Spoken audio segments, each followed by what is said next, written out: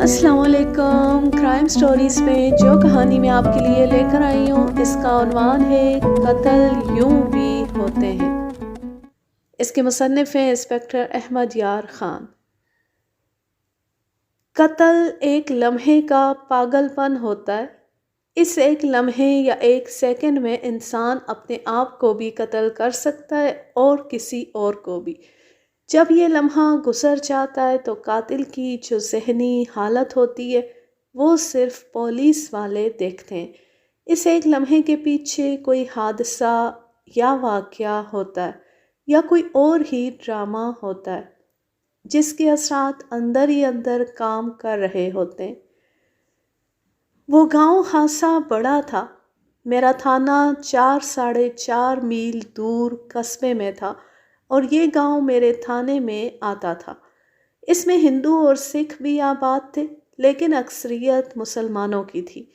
یہ سب کاشتکار تھے۔ 3 برادریاں بڑی زمینداری والی تھیں۔ بعض درمیانہ درجے کے اور کچھ اس سے کم درجے کے زمیندار تھے۔ صبح نمبردار، چوکیدار اور 2-3 اور آدمی اطلاع لائے کہ گاؤں سے 5-6 فرلانگ دور ٹیلوں میں گاؤں کے ایک آدمی کی لاش پڑی ہے۔ اس کی عمر 32-33 سال بتائی گئی۔ اس کے رشتہ داروں میں سے اس کا ایک چچا اور ایک یا شاید 2 چچا زاد بھائی تھانے آئے تھے۔ میں نے لاش کی حالت پوچھی تو انہوں نے بتایا کہ چہرہ، گردن اور کندھے صحیح حالت میں ہیں، پیٹ پھٹا ہوا اور اندر سے سب کچھ کھایا ہوا ہے۔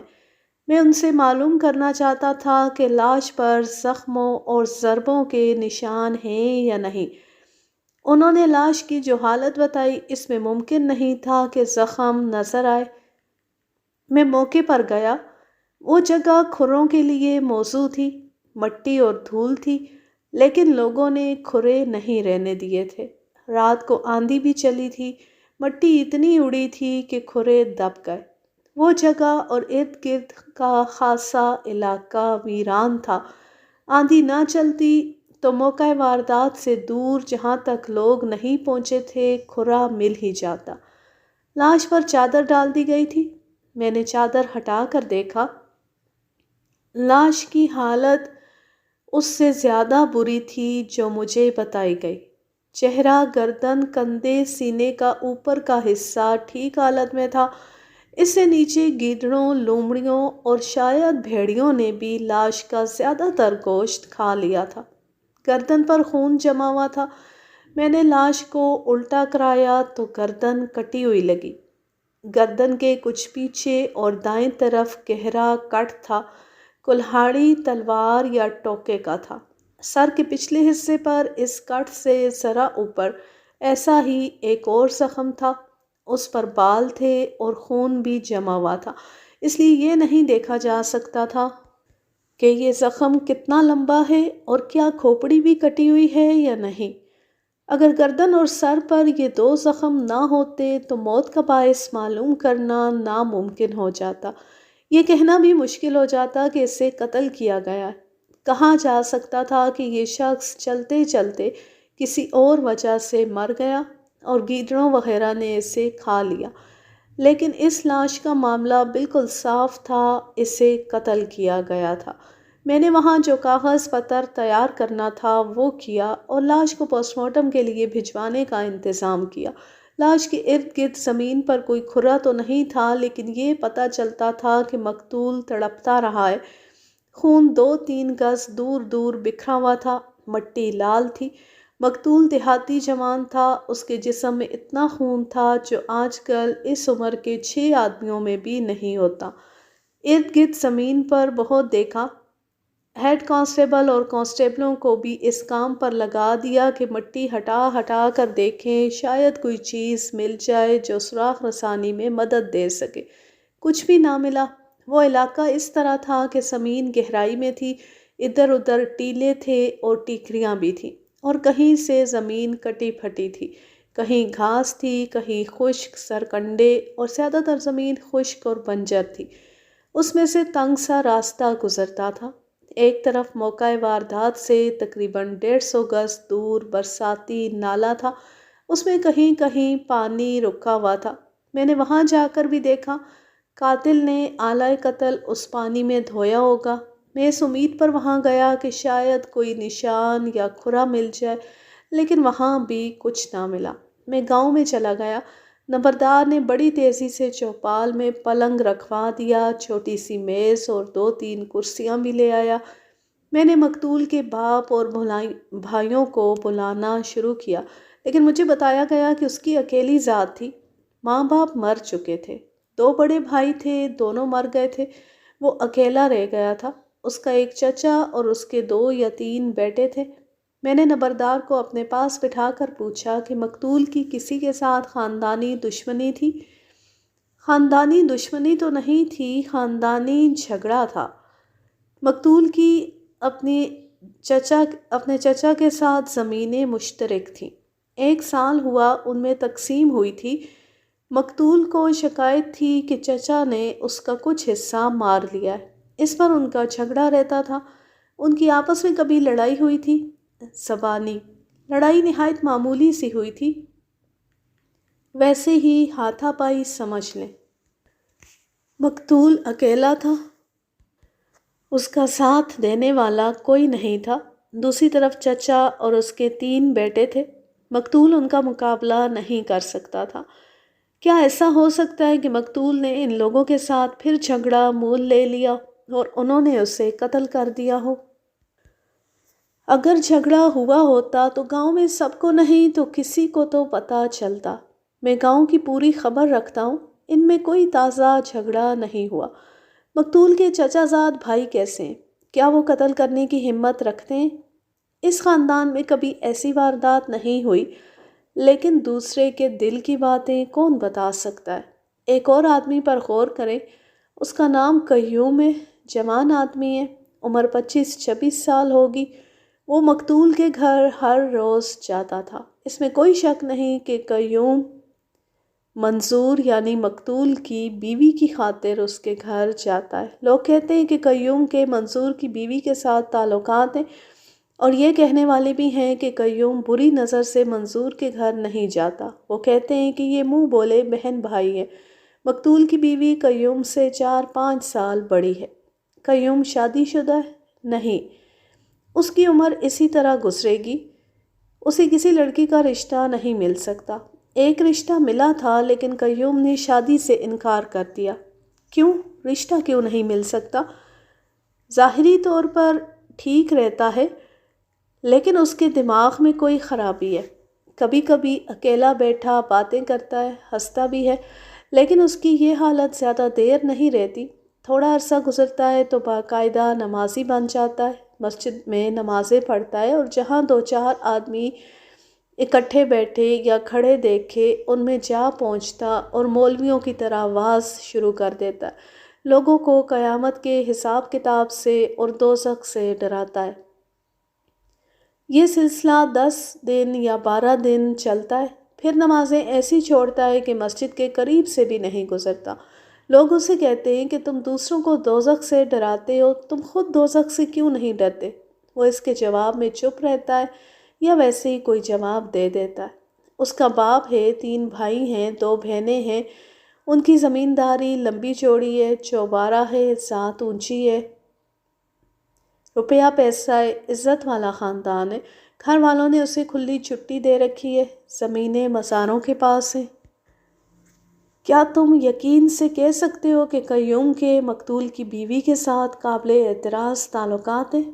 میں صرف شک اور شبے کی بات نہیں سننا چاہتا۔ وہ مقتول کی موجودگی میں بھی اس کے گھر جاتا تھا۔ میں یقین کے ساتھ کچھ نہیں کہہ سکتا۔ یہ بھی کوئی آدمی نہیں کہہ سکتا کہ اس نے قیوم کو باہر کہیں منظور کی بیوی کے ساتھ دیکھا ہو۔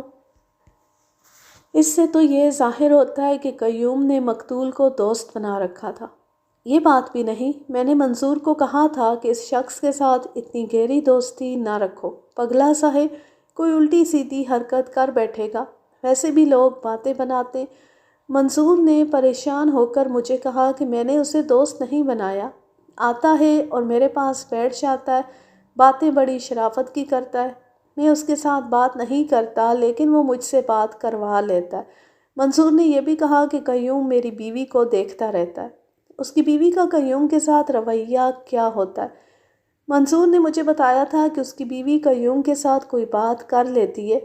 دراصل بات یہ ہے جی کہ منصور قیوم کے خاندان کے مقابلے میں کمزور تھا اور اکیلا بھی تھا، اس وجہ سے وہ قیوم کو گھر سے نکال نہیں سکتا تھا۔ اس میں کوئی شک نہیں کہ قیوم کے منصور کی بیوی کے ساتھ تعلقات چاہے کیسے بھی ہیں، وہ اس عورت کا عاشق ہے۔ وہ اپنے گھر کا کوئی کام نہیں کرتا، لیکن منصور یا اس کی بیوی اسے جو کہیں وہ کرتا ہے۔ میں تو کہتا ہوں کہ نوکروں کی طرح ان کا کام کرتا ہے، لیکن ایسا نہیں ہوتا کہ وہ اس سے کام ہی لیتے رہتے ہوں۔ مقتول کے بچے کتنے ہیں؟ ایک بھی نہیں۔ شادی کو 10 سال ہو گئے، ابھی تک اولاد نہیں ہوئی۔ یہ بات سنی تو میرے کان کھڑے ہو گئے۔ 10 سال میں اولاد نہ ہوئی۔ قیوم ان کے گھر جاتا ہے۔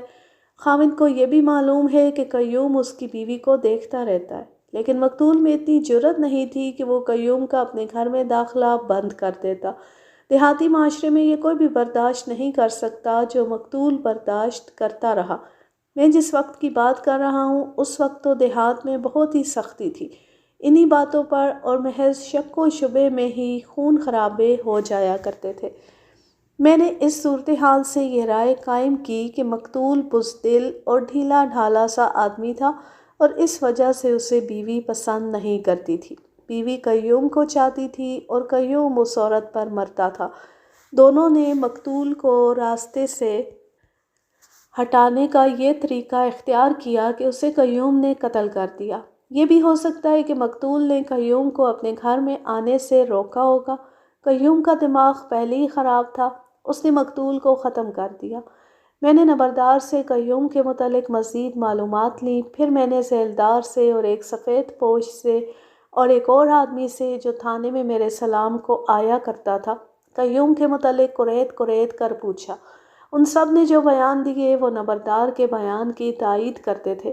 میں نے سب سے پوچھا کہ قیوم پر قتل کا شک کیا جا سکتا ہے یا نہیں۔ سب نے کہا تھا کہ وہ جرأت والا ہے اور اس کے دماغ پر بھی کوئی اثر ہے، اس پر قتل کا شبہ کیا جا سکتا ہے۔ ان میں سے 2 آدمیوں نے کہا تھا کہ مقتول کی بیوی اگر اسے یہ کہہ دے کہ فلاں آدمی کو یا میرے خاوند کو قتل کر دو تو وہ اس عورت کا حکم بجا لائے گا۔ اس کے عام چال چلن کے متعلق سب نے کہا کہ اتنے امیر اور اتنی بڑی زمینداری والے خاندان کا ہو کر بھی اس نے کبھی کسی سے چھیڑ چھاڑ نہیں کی اور کسی نے کبھی اس کے خلاف ایسی شکایت نہیں کی۔ مجھے یہ بھی بتایا گیا کہ اس کے ہم عمر اس کے ساتھ مذاق اور چھیڑ خانی کرتے ہیں، لیکن وہ خفا نہیں ہوتا۔ اس کی دماغی خرابی پیدائشی ہے یا بعد میں کچھ ہوا تھا؟ بعد میں۔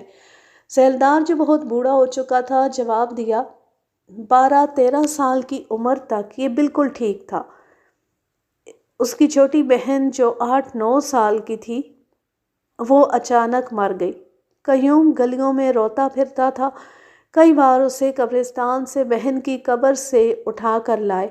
جب کبھی ایسا ہوتا تھا تو وہ چیختا چلاتا تھا کہ مجھے اس قبر میں دفن کر دو۔ 2-2.5 سال بعد اس کی ماں مر گئی۔ اس کی یہ حالت ہو گئی کہ چپ چاپ بیٹھا رہتا اور ہر طرف اور ہر کسی کو اس طرح دیکھتا تھا جیسے اس کی بینائی ختم ہو گئی ہو۔ اس کی آنکھ میں آنسو آتا ہی نہیں تھا۔ اس کی بہنوں نے، بھائیوں نے، باپ نے اس کے ساتھ بہت پیار کیا، لیکن اس کی یہی حالت رہی کہ خاموش بیٹھا رہتا یا خاموشی سے ادھر ادھر ٹہلتا رہتا۔ عجیب بات یہ دیکھی کہ ماں کے مرنے کے بعد وہ ایک بار بھی قبرستان نہیں گیا۔ مجھے بتایا گیا کہ جوانی میں آ کر یعنی 17-18 سال کی عمر میں قیوم نے بولنا شروع کیا، لیکن اس کی بعض حرکتیں پاگلوں جیسی تھی۔ پھر وہ بالکل ٹھیک نظر آنے لگا، باتیں کرتا تھا، سنتا بھی تھا، لیکن کوئی بات اور کوئی حرکت ایسی کر دیتا تھا جس سے پتہ چلتا تھا کہ اس کا دماغی توازن صحیح نہیں۔ ان سب میں سے 2 آدمیوں نے یقین کے ساتھ کہا کہ مقتول کی بیوی کے ساتھ قیوم کے مراسم قابل اعتراض تھے اور ان دونوں نے مقتول کو دھوکے میں رکھا ہوا تھا۔ میں نے توجہ قیوم پر ہی مرکوز کر لی۔ اس کی دماغی خرابی سے میرا شک پختہ ہوتا تھا۔ ابھی تو میں نے خفیہ مخبروں سے رپورٹیں لینی تھی۔ میں نے اب تک جن افراد کے بیان لیے تھے وہ سب قیوم کی ذات کے تھے۔ میں نے قیوم سے پہلے مقتول کی بیوی سے پوچھ گچھ بہتر سمجھی، اسے بلایا۔ پہلے تو میں نے یہ دیکھنا تھا کہ اپنے خاوند کی موت کا اسے کتنا غم ہے، اور اگر غم ہے تو یہ دکھاوے کا ہے یا صحیح معنوں میں غم ہے۔ وہ میرے سامنے آئی تو اس کا سر ڈول رہا تھا، اس کی آنکھیں سوجی ہوئی تھیں اور ناک سرخ تھی، اس کی سسکیاں نکل رہی تھیں۔ وہ گورے رنگ کی عورت نہیں تھی، رنگ ہلکا سانولا تھا، البتہ چہرے کے نقوش اچھے تھے۔ آنکھیں موٹی موٹی تھیں، سوجی ہوئی ہونے کے باوجود اچھی لگتی تھی، اور اس کا قد اور جسم کشش والا تھا۔ میں نے اس کے ساتھ ہمدردی کی باتیں کی، افسوس کا اظہار کیا اور پوچھا کہ اسے کس پر شک ہے۔ پتہ نہیں، میں نہیں جانتی یہ کیا ہوا ہے۔ ایسا کون سا دشمن ہو سکتا ہے؟ ایسا دشمن تو کوئی بھی نہیں تھا، وہ دشمنی رکھنے والا آدمی ہی نہیں تھا۔ میں اس عورت کی جذباتی حالت دیکھ رہا تھا، اس کے منہ سے الفاظ بہت تھوڑے اور سسکیاں اور ہچکیاں زیادہ نکلتی تھیں۔ اس کیفیت میں اکثر یوں بھی ہوتا ہے کہ غصے اور انتقام کی شدت کی وجہ سے منہ سے ایسی باتیں نکل جاتی ہیں جو تفتیش کرنے والے کو ملزموں تک آسانی سے پہنچا دیتی ہیں۔ لیکن کبھی یوں بھی ہوتا ہے کہ گواہ یا مشتبہ اس جذباتی کیفیت میں غلط باتیں بھی کہہ دیتا ہے یا بڑھا چڑھا کر بات کرتا ہے، جس سے تفتیشی افسر گمراہ ہو جاتا ہے۔ گواہ یا مشتبہ جب کچھ دنوں بعد اپنے آپ میں آتا ہے تو وہ اپنی کہی ہوئی غلط بات پر ہی اڑا رہتا ہے۔ میں دیکھ رہا تھا کہ یہ عورت بیان دینے کے قابل نہیں، اگر میں نے اس پر زیادہ دباؤ ڈالا تو یہ کوئی نہ کوئی غلط بات کہہ جائے گی اور اس کے بعد اسے صحیح بات پر لانا مشکل ہو جائے گا۔ میں بڑی غور سے یہ دیکھنے کی کوشش کر رہا تھا کہ اس کی یہ جذباتی حالت اور اس کا اس طرح رونا قدرتی ہے۔ میرے تجربے کے مطابق اس عورت کا اتنا زیادہ غم قدرتی تھا اور اسے واقعی اپنے خاوند کی موت کا غم تھا۔ میں نے ان عورتوں کا رونا بھی دیکھا تھا جنہوں نے اپنے خاوندوں کو اپنے ہاتھوں زہر دیا یا اپنے آشناؤں سے مروایا تھا۔ میں نے یہی بہتر سمجھا کہ اس سے بعد میں شامل تفتیش کروں گا، فی الحال اس سے کچھ ابتدائی اور ضروری باتیں پوچھ لوں۔ منظور گھر سے کس وقت نکلا تھا؟ وہ شام کو گھر سے نکلا تھا۔ کچھ بتا کر نہیں گیا تھا کہاں جا رہا ہے؟ نہیں۔ کیا وہ شام کو اسی طرح ہر روز باہر جایا کرتا تھا؟ کبھی کبھی، لیکن اس نے مجھے کبھی بتایا نہیں تھا کہ وہ کہاں جا رہا ہے۔ تمہیں معلوم تو ہوگا کہ وہ کہاں جایا کرتا تھا، دوستوں یاروں میں جا بیٹھتا ہوگا۔ وہ جوا تو نہیں کھیلتا تھا؟ نہیں، میں یہ بتا سکتی ہوں کہ وہ جوا نہیں کھیلتا تھا، اس میں کوئی اور بری عادت بھی نہیں تھی۔ تمہارا خاوند قتل ہو گیا ہے اور یہ میرا فرض ہے کہ میں قاتل کو پکڑوں۔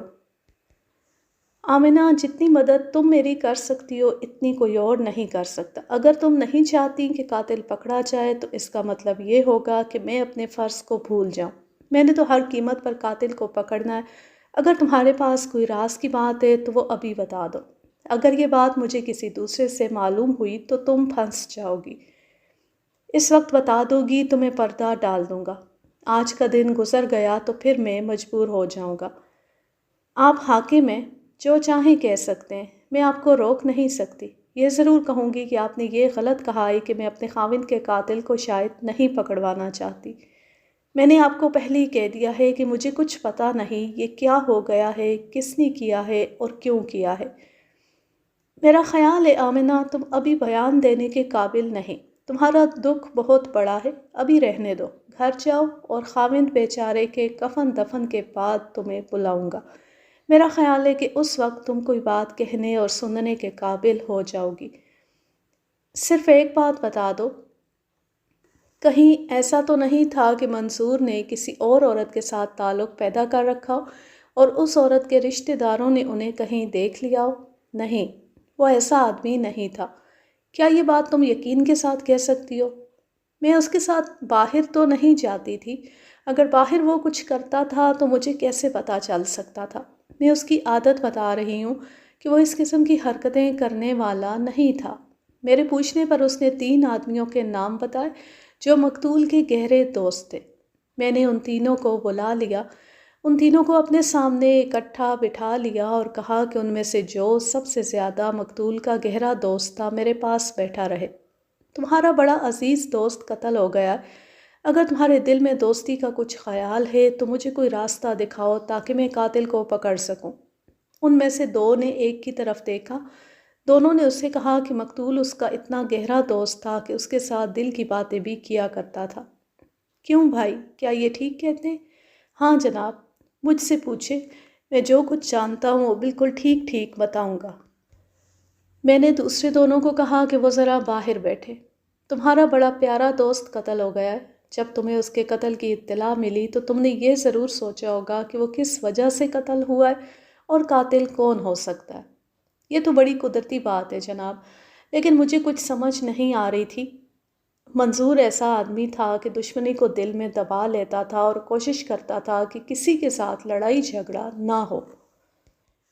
تمہاری بات سے یہ پتہ چلتا ہے کہ اس کے کوئی دشمن تھے۔ تم بتا سکو گے کہ وہ کون ہیں؟ اتنی گہری دشمنی تو کسی کے ساتھ نہیں تھی۔ آپ بہت بڑے تھانے دار ہیں، آپ کو معلوم ہے کہ قتل انتقام کی وجہ سے کیا جاتا ہے یا کسی کے خلاف دل میں اتنی نفرت بیٹھ جائے کہ وہ برداشت سے باہر ہو جائے۔ منظور میرے ساتھ ایک ہی آدمی کی باتیں کیا کرتا تھا اور اس کے دل میں اس آدمی کی دشمنی بیٹھ گئی تھی۔ یہ اس کا چچا زاد بھائی ہے، وہ 3 بھائی ہیں، یہ درمیان والا ہے۔ اس کے ساتھ دشمنی کیا تھی؟ سب سے بڑی دشمنی تو زمینوں کی تقسیم پر شروع ہوئی تھی۔ یہ سب جانتے ہیں کہ منظور کی زمین کا کچھ حصہ ان لوگوں نے دھاندلی سے مار لیا تھا۔ منظور نے اپنے چچا کو بتایا تھا۔ چچا مان گیا تھا کہ منظور ٹھیک کہتا ہے۔ اس کا بڑا چچا زاد بھائی بھی مان گیا تھا، لیکن یہ دوسرے نمبر والا بھائی جس کا نام رشید ہے، مرنے مارنے پر اتر آیا۔ وہ اپنے آپ کو بڑا ننھے خان اور روب داب والا سمجھتا ہے۔ اپنے بھائیوں پر بھی اس کا اثر ہے۔ اس اثر کی وجہ یہ ہے کہ اس کی بات کی مخالفت کرو تو وہ گلے پڑ جاتا ہے۔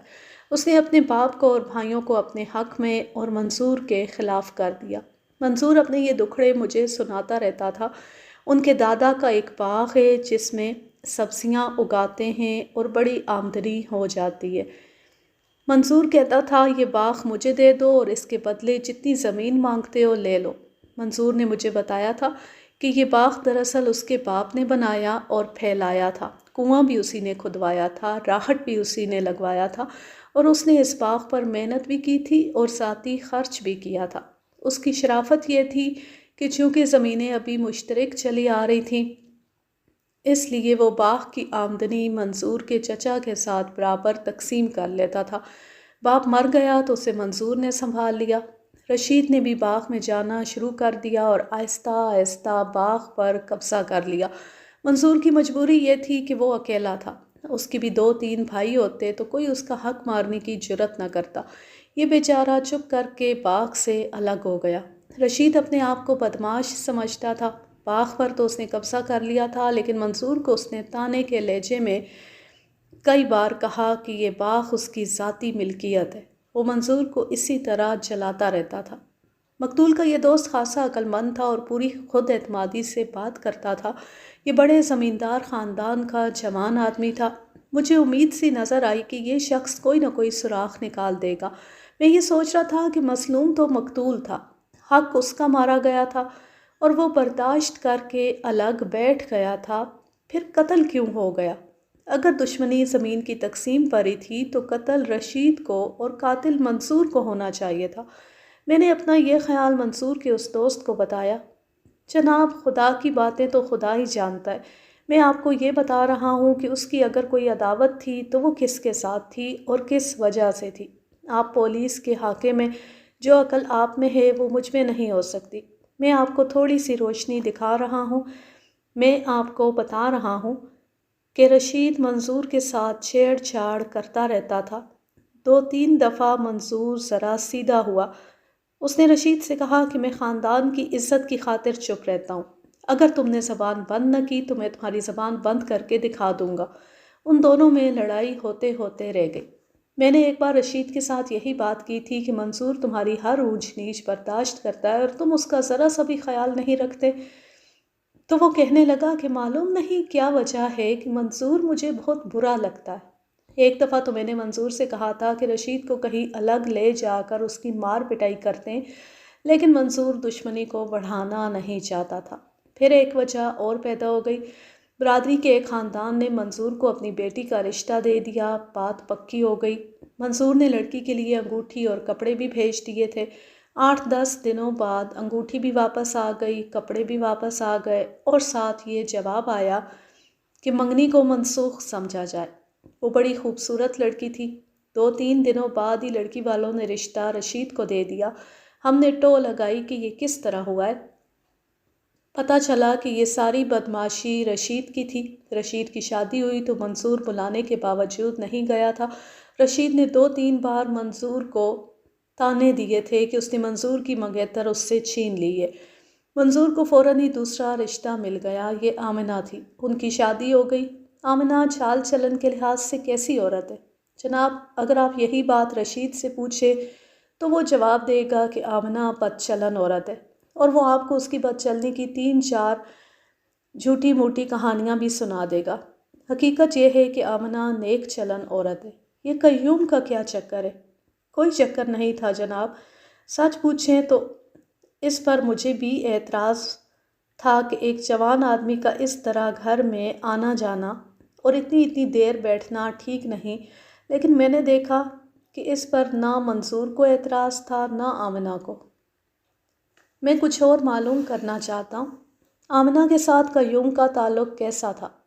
جناب، یہ تعلق ایسا ویسا ہوتا تو گاؤں میں ایک تماشا ہو چکا ہوتا۔ منصور شریف آدمی تھا، بے غیرت نہیں تھا۔ خود آمنہ بڑے اچھے اخلاق کی عورت ہے۔ اس کے اخلاق کی ایک مثال آپ کو سناتا ہوں۔ 10 سال گزر گئے ہیں، آمنہ کی کوئی اولاد نہیں ہوئی۔ آپ کو معلوم ہے کہ بے اولاد عورتیں اولاد کے لیے کیا کیا جتن کرتی ہیں۔ اس نے بھی کئی مزاروں کے پھیرے لگائے، پیر و فقیروں کے پاس بھی جاتی رہی، خود بھی اس نے وظیفے اور چلے کیے، لیکن اس کی مراد پوری نہیں ہوئی۔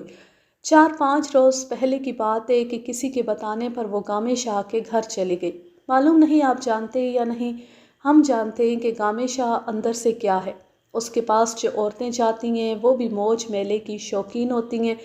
انہی عورتوں نے مشہور کر رکھا ہے کہ گامے شاہ بے اولاد عورتوں کو اولاد دیتا ہے۔ آمنہ مایوسی کی ماری ہوئی عورتوں کی باتوں میں آ گئی اور گامے شاہ کے گھر جا پہنچی۔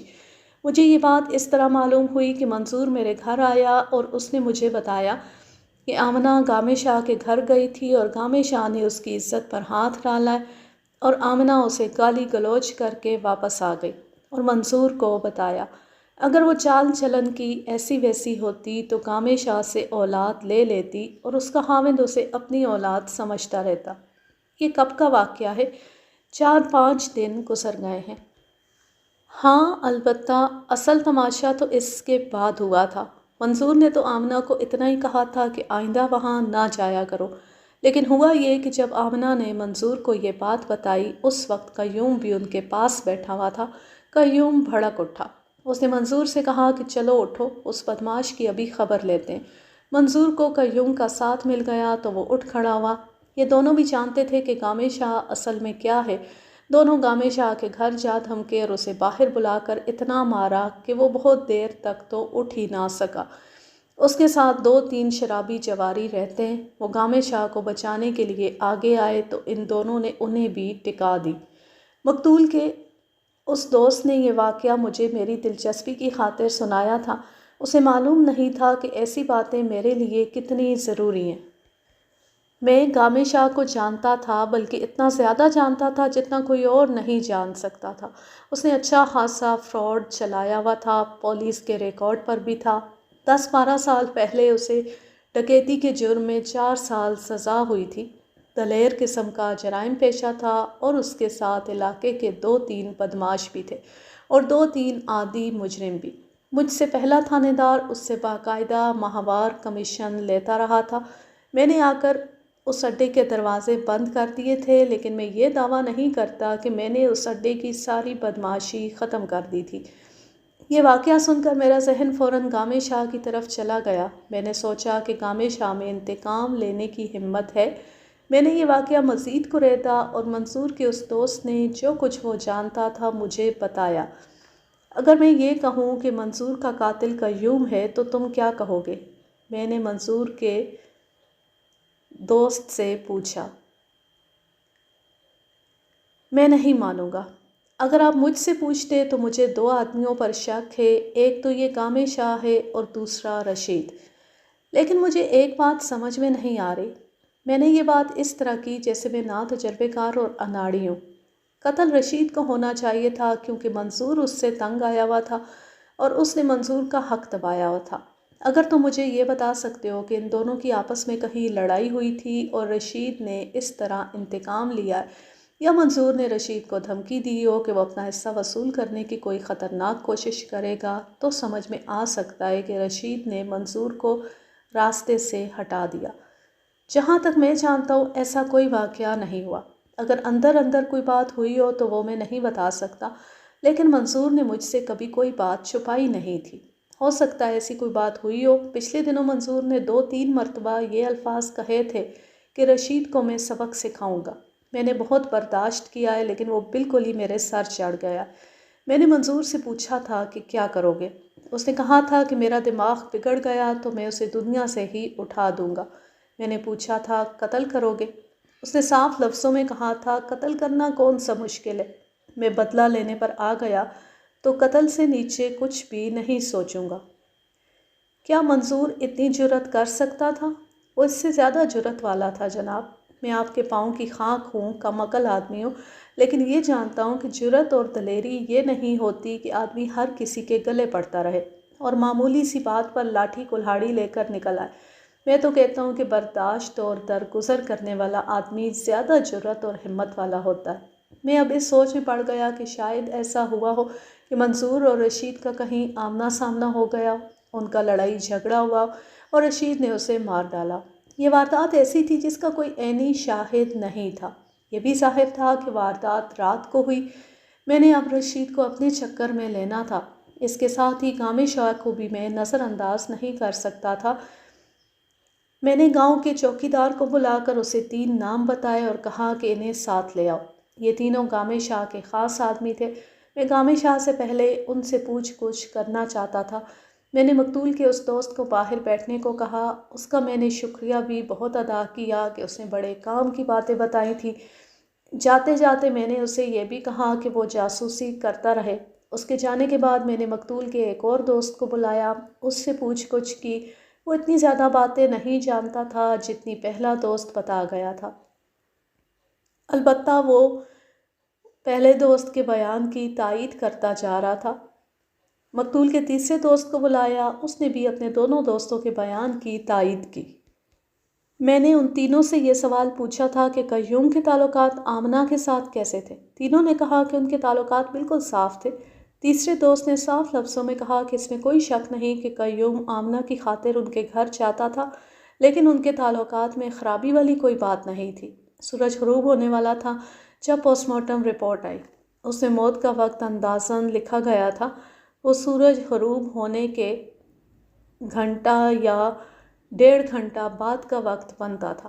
سرجن نے گردن اور سر پر وہی 2 زخم لکھے تھے جو میں نے دیکھے تھے، اور اس کی رائے یہ تھی کہ یہی زخم موت کا باعث بنے ہیں۔ میں نے اس سے یہ اخذ کیا کہ زخم پیچھے کی طرف ہیں، جس سے یہ ثابت ہوتا ہے کہ مقتول پر پیچھے سے حملہ کیا گیا تھا۔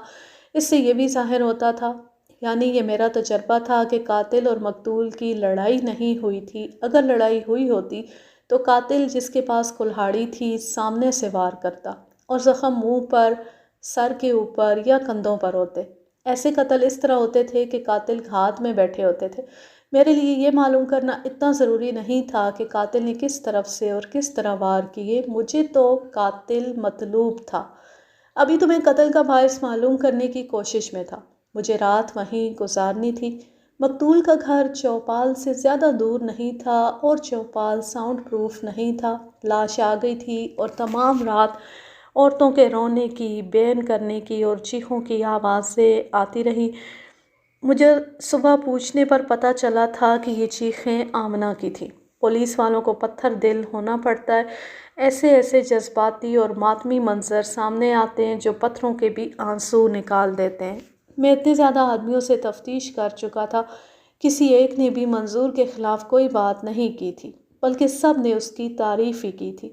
میں رات بھر مختلف افراد کے بیان لیتا رہا اور عورتوں کی آہوزاری بھی سنتا اور برداشت کرتا رہا۔ میں نے قیوم کو بلا بھیجا۔ پہلے مجھے یہ بتایا گیا کہ وہ نہیں آ رہا۔ میں نے نمبردار سے کہا کہ اسے ساتھ لے آؤ۔ اگر اب اس نے آنے سے انکار کیا تو میں اسے ہتھکڑی لگا کر یہاں لے آؤں گا۔ کچھ دیر بعد ایک خوبرو نوجوان میرے سامنے لایا گیا۔ نمبردار نے بتایا کہ یہ ہے قیوم۔ آؤ جوان، میں نے قیوم سے دوستانہ لہجے میں کہا۔ ہمیں تمہاری ضرورت پڑی تو تم نے آنے سے ہی انکار کر دیا۔ ہم تمہارے مہمان ہیں۔ سر آنکھوں پر سرکار، آپ تو یہیں ہیں، ادھر میرا یار دنیا سے جا رہا ہے۔ اتنا کہہ کر وہ چپ ہو گیا اور اس کی آنکھوں سے آنسو جاری ہو گئے۔ آنکھیں پونچھ کر کہنے لگا، آپ کا پیغام ملا تھا کہ میں نے اب بھی آنے سے انکار کیا تو آپ مجھے ہتھکڑی لگا کر یہاں لے آئیں گے۔ میں ہتھکڑی کے ڈر سے نہیں آیا، اس لیے آ گیا ہوں کہ آپ یہ نہ کہیں کہ قیوم کتنا گھٹیا آدمی ہے۔ بیٹھو تو صحیح یار، چلے جانا، کفن دفن تو صبح ہوگا۔ مجھے یہاں بٹھانے کا ایک ہی طریقہ ہے، آپ کے پاس پستول ہے، مجھے گولی ماریں، پھر میں یہیں رہوں گا۔ جب تک میرے یار کی میت گھر میں رکھی ہے، میں خدا کے سوا کسی اور کا حکم نہیں مانوں گا۔ میں نے بہت سے انتظام کرنے، آمنہ بھابھی اکیلی ہے اور اسے کوئی ہوش نہیں۔ میں یہیں ہوں جناب، آپ کا حکم ٹال نہیں رہا۔ جنازہ ہوتی ہی سرکار کی خدمت میں حاضر ہو جاؤں گا۔ آپ اجازت دیں گے تو یہاں سے ہلوں گا، اگر آپ زبردستی بٹھائیں گے تو میں نہیں بیٹھوں گا۔ میں نے نمبردار کو اشارہ کر دیا تھا کہ وہ باہر چلا جائے اور وہ باہر چلا گیا تھا۔ میں تمہیں نہیں روکوں گا قیوم، میری مجبوری ہے کہ میں نے تفتیش کرنی ہے اور صبح سے پہلے پہلے قاتل کو پکڑنا ہے۔ انتظام کرنے والے موجود ہیں، منظور کا چچا ہے، اس کے بیٹے ہیں اور اس کے سسرال والے ہیں۔ چچا اور اس کے بیٹے؟ قیوم نے طنزیہ لہجے میں کہا۔ قاتل مقتول کے گھر کا انتظام نہیں چلایا کرتے۔ کون ہے قاتل؟ یہی منظور کے چچا کے بیٹے، تینوں؟ مجھے صرف ایک پر شک ہے، اس کا نام رشید ہے، لیکن آپ فکر نہ کریں، اگر آپ نے اس کا جرم ثابت نہ کیا یا آپ سے نہ ہو سکا تو میں اسے پکڑوں گا۔ میں خود ہی جرم ثابت کر دوں گا اور خود ہی اسے سزا دوں گا۔ نہیں قیوم، وہ ثبوت مجھے دے دو، میں ہی اسے پکڑوں تو زیادہ اچھا ہے۔ تم نے بدلہ لیا تو سزا پا جاؤ گے۔ میں برداشت نہیں کر سکتا کہ تم جیسا خوبصورت جوان اور اتنا دلیر اور عقل مند میرے ہوتے ہوئے پھانسی کے تختے پر کھڑا ہو جائے یا کالا پانی پہنچا دیا جائے۔ تم جیسے جوانوں کی قدر کوئی مجھ سے پوچھے، تمہارے دماغ تک کون پہنچ سکتا ہے؟ سارا گاؤں گواہی دیتا ہے کہ قیوم شیر کا بچہ ہے۔ میرا دل چاہتا ہے کہ تم میرے سامنے بیٹھے رہو اور میں تمہاری باتیں سنوں۔ صرف اتنا بتا دو کہ رشید کو تم نے قاتل کیوں کہا ہے۔ میں رشید کو بلاؤں گا تو ظاہر ہے کہ وہ جھوٹ بولے گا اور انکار کرے گا، لیکن میں تمہیں سچا سمجھتا ہوں۔ تم جو کچھ بھی کہو گے میں اسی کو سچ مانوں گا۔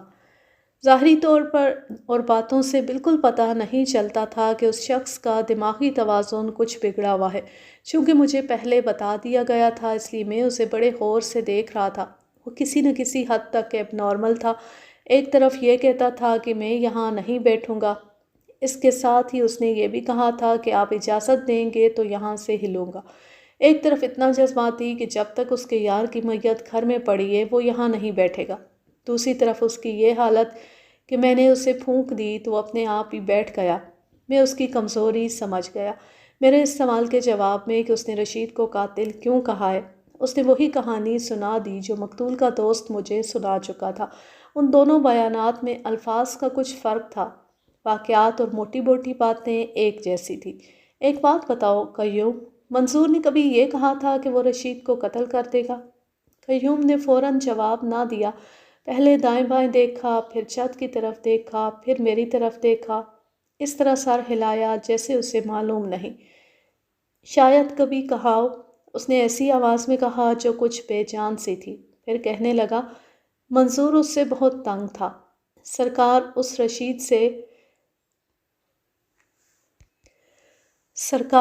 رشید کو تو میں ہی پار کرنے لگا تھا، لیکن آمنہ بھابھی نے مجھے روک دیا۔ کوئی خاص بات ہوئی تھی یا پرانی باتوں پر تم اسے ختم کرنے لگے تھے؟ بڑی خاص بات تھی سرکار، 1.5-2 مہینے پہلے کی بات ہے۔ رشید منظور کے گھر کسی کام سے گیا۔ آمنہ بھابھی اکیلی تھی۔ اس ذلیل آدمی نے آمنہ کو پھنسانے کی کوشش شروع کر دی۔ آمنہ بھابھی نے اسے برا بھلا کہہ کر گھر سے باہر نکالا۔ 2-3 روز بعد آمنہ بھابھی کھیتوں میں گئی تو رشید نے اسے وہاں روک لیا اور کہا کہ معلوم نہیں تم منظور جیسے کمزور اور بزدل آدمی کے ساتھ کس طرح وقت گزار رہی ہو۔ آمنہ بھابھی نے اسے کہا کہ شاید تم زندہ نہیں رہنا چاہتے، تم تو دنیا میں نہیں رہو گے، تمہارے پچھلے مان جائیں گے کہ منظور کمزور بھی نہیں اور بزدل بھی نہیں، اور وہ تمہاری طرح چھچھورا بھی نہیں۔ رشید نے آمنہ بھابھی کے ساتھ کچھ اور بکواس بھی کی تھی۔ مجھے منظور نے بہت دنوں بعد یہ بات بتائی تھی۔ آمنہ بھابھی نے اسی روز منظور کو بتا دیا تھا اور کہا تھا کہ یہ پہلے بھی ایسی بیہودہ حرکت ہمارے گھر میں آ کر چکا ہے، لیکن میں نے اس لیے یہ بات اپنے دل میں رکھی کہ خون خرابہ ہو جائے گا۔ میں نے یہ بات منظور سے بہت دنوں بعد سنی تو میں نے اسے کہا کہ اس نے مجھے پہلے کیوں نہیں بتایا۔ منظور نے کہا کہ میں نے جو کچھ کرنا تھا وہ کر لیا ہے۔ میں نے اس سے پوچھا کہ اس نے کیا کیا ہے۔ اس نے بتایا کہ وہ رشید سے ملا تھا اور اس سے کہا تھا کہ پھر کبھی اس نے ایسی حرکت کی تو وہ اسے زندہ نہیں چھوڑے گا۔ منظور نے یہ بھی بتایا تھا کہ رشید نے الٹا منظور کو دھمکایا تھا۔ منظور نے اس کی گردن اپنے ایک ہاتھ سے دبا لی تھی، دبائی بھی ایسی کہ رشید کی آنکھیں باہر آ گئیں۔ منظور نے اسے چھوڑ دیا اور کہا کہ جا، میں تیری زندگی تجھے واپس کرتا ہوں۔ رشید نے وہاں سے کھسکنے کی۔ منظور نے مجھے بتایا کہ تھوڑی دور جا کر اس نے پیچھے مڑ کر دیکھا اور کہا منظورے، اپنی اس بے عزتی کا بدلہ لوں گا۔ یہ کہہ کر وہ چلا گیا۔ اس کے بعد رشید نے کوئی حرکت نہیں کی۔ اگر کرتا تو آج نہ میں آپ کے سامنے بیٹھا ہوتا نہ رشید اس دنیا میں ہوتا۔ جس روز منظور نے مجھے یہ بات سنائی تھی اس سے 2-3 روز بعد میں اپنے کھیتوں کو دیکھنے گیا تو رشید راستے میں مل گیا۔ میں نے اس کے کندھے پر ہاتھ رکھا اور کہا کہ وہ منظور تھا جس نے تمہیں چھوڑ دیا تھا۔ میں نے اس کا کندھا بڑی زور زور سے ہلایا اور کہا کہ گاؤں میں میرے سامنے سر اونچا کر کے نہ چلنا۔ میں نے اسے یہ بھی کہا کہ منظور کو کبھی بزدل نہ سمجھنا، مجھے نظر آ رہا ہے کہ تم اسی کے ہاتھوں مرو گے۔ اس نے کوئی جواب دیا ہوگا۔ یقین کرنا تھانے دار صاحب، وہ مجھے جانتا تھا۔ اس کے منہ سے بات بھی نہیں نکلی۔ اس کے چہرے پر لکھا ہوا تھا کہ وہ معافی مانگنا چاہتا ہے، لیکن معافی مانگنے میں وہ اپنی بے عزتی سمجھتا ہے۔ میں نے اس پر رحم کیا اور چھوڑ دیا۔ دراصل سرکار، ہمیں آمنہ کچھ نہیں کرنے دیتی تھی۔ آمنہ اور منظور کی آپس میں اتنی زیادہ محبت تھی کہ دونوں ایک دوسرے کی کوئی بات ٹالتے نہیں تھے۔ آمنہ تو تمہارے ساتھ بھی بہت محبت کرتی تھی۔ کیا بہن کے دل میں بھائی کی محبت نہیں ہوتی؟ فرق یہی ہے کہ ہمارے ماں باپ مختلف تھے، لیکن مجھے ایسے محسوس ہوتا ہے جیسے میں اور آمنہ ایک ماں کے پیٹ سے پیدا ہوئے ہیں۔ قیوم، میں تمہاری محبت کو مان گیا ہوں، لیکن ایک بات سوچنے والی ہے۔ لوگ تو کوئی اور ہی شک کرتے ہوں گے۔ کرتے ہیں جی، لوگ تو یہ بھی کہتے ہیں کہ قیوم پاگل ہے۔ لوگوں کا کیا ہے، خدا ناراض نہیں ہونا چاہیے۔ کسی نے بتایا تھا کہ تمہیں کوئی اپنی بیٹی کا رشتہ بھی نہیں دیتا۔ میں نے جب یہ بات سنی تو مجھے بہت غصہ آیا، کیونکہ اسی گاؤں میں ایسے لوگ بھی موجود ہیں جو کہتے ہیں کہ قیوم جیسا کوئی نیک جوان مرد ہے ہی نہیں۔ کوئی رشتہ دے گا بھی تو میں قبول نہیں کروں گا۔ جب تک آمنہ میرے سامنے موجود ہے میں کسی اور عورت کا ساتھ قبول نہیں کروں گا۔ میں نے اسے یہ نہ جتایا کہ وہ جو بات کہہ بیٹھا ہے اس کا کوئی اور مطلب بھی ہو سکتا ہے۔ مجھے یہ خیال آیا کہ اس کے منہ سے اصل بات نکل گئی ہے۔ آمنہ کی موجودگی میں کسی دوسری عورت کو قبول نہ کرنا یہی ظاہر کرتا ہے کہ ان کا تعلق دوسری قسم کا تھا۔ اس کا آمنہ کو بہن کہنا پردہ پوشی ہو سکتی تھی۔ میں خاص طور پر دیکھ رہا تھا کہ وہ کوئی ایسی بات کرے گا جس سے یہ ظاہر ہوگا کہ اس کا دماغی توازن ٹھیک نہیں۔ اس نے ایسی کوئی بات نہ کی۔ قیوم بھائی، تم اپنے دماغ میں کبھی کبھی کوئی گڑبڑ محسوس کرتے ہو؟ ہاں، کبھی کبھی اپنے آپ میں گم ہو جاتا ہوں، پھر اس طرح محسوس کرتا ہوں کہ میں راستہ بھول گیا ہوں۔ تھانے دار صاحب، آپ نے کبھی خدا کو دیکھا ہے؟ نہیں قیوم، خدا تو کسی کو بھی نظر نہیں آتا، میں نے دیکھا ہے، کبھی مجھے بھی دکھا دو یار، تم نے کہاں دیکھا تھا؟ لیکن وہاں آپ کو نظر نہیں آئے گا۔ اس نے عجیب سی مسکراہٹ سے کہا، میں نے تو خدا کو آمنہ کی آنکھوں میں دیکھا ہے۔ اب اس نے ایسی باتیں شروع کر دی جن سے پتہ چلتا تھا کہ اس کا ذہنی توازن صحیح نہیں۔ اس نے بہت باتیں کی لیکن میں نے اس سے باتیں کروائی۔ مجھے امید تھی کہ اس کا ذہن بگڑتا جائے گا اور اس کے منہ سے راز کی بات نکل جائے گی، لیکن میری امید پوری نہ ہوئی۔ اگر ایسی باتوں پر لوگ اسے پاگل کہتے تھے تو وہ پاگل نہیں تھا۔ دیہات میں آج بھی لوگ ایسی باتیں سننا گوارا نہیں کرتے۔ شہروں کے اکثر تعلیم یافتہ لوگ بھی ایسی باتوں کو کفر کہتے ہیں۔ اس وقت تک تو دیہات میں تعلیم کا نام و نشان نہیں تھا۔ اس کا یہ کہنا کہ اسے آمنہ کی آنکھوں میں خدا نظر آتا ہے، کون برداشت کر سکتا ہے؟ اس کا سب سے بڑا پاگل پن تو یہ تھا کہ وہ پیروں کو اور مزاروں کی کرامات کو نہیں مانتا تھا اور ان کے خلاف باتیں کرتا تھا۔ اس کا اپنا خاندان اس علاقے کے سب سے بڑے پیر کا مرید تھا، لیکن قیوم اسے بھی پیر نہیں مانتا تھا۔ قیوم چونکہ صرف 5 جماعتیں پڑھا ہوا تھا، اس لیے وہ کتابوں جیسی دلیلیں نہیں دے سکتا تھا۔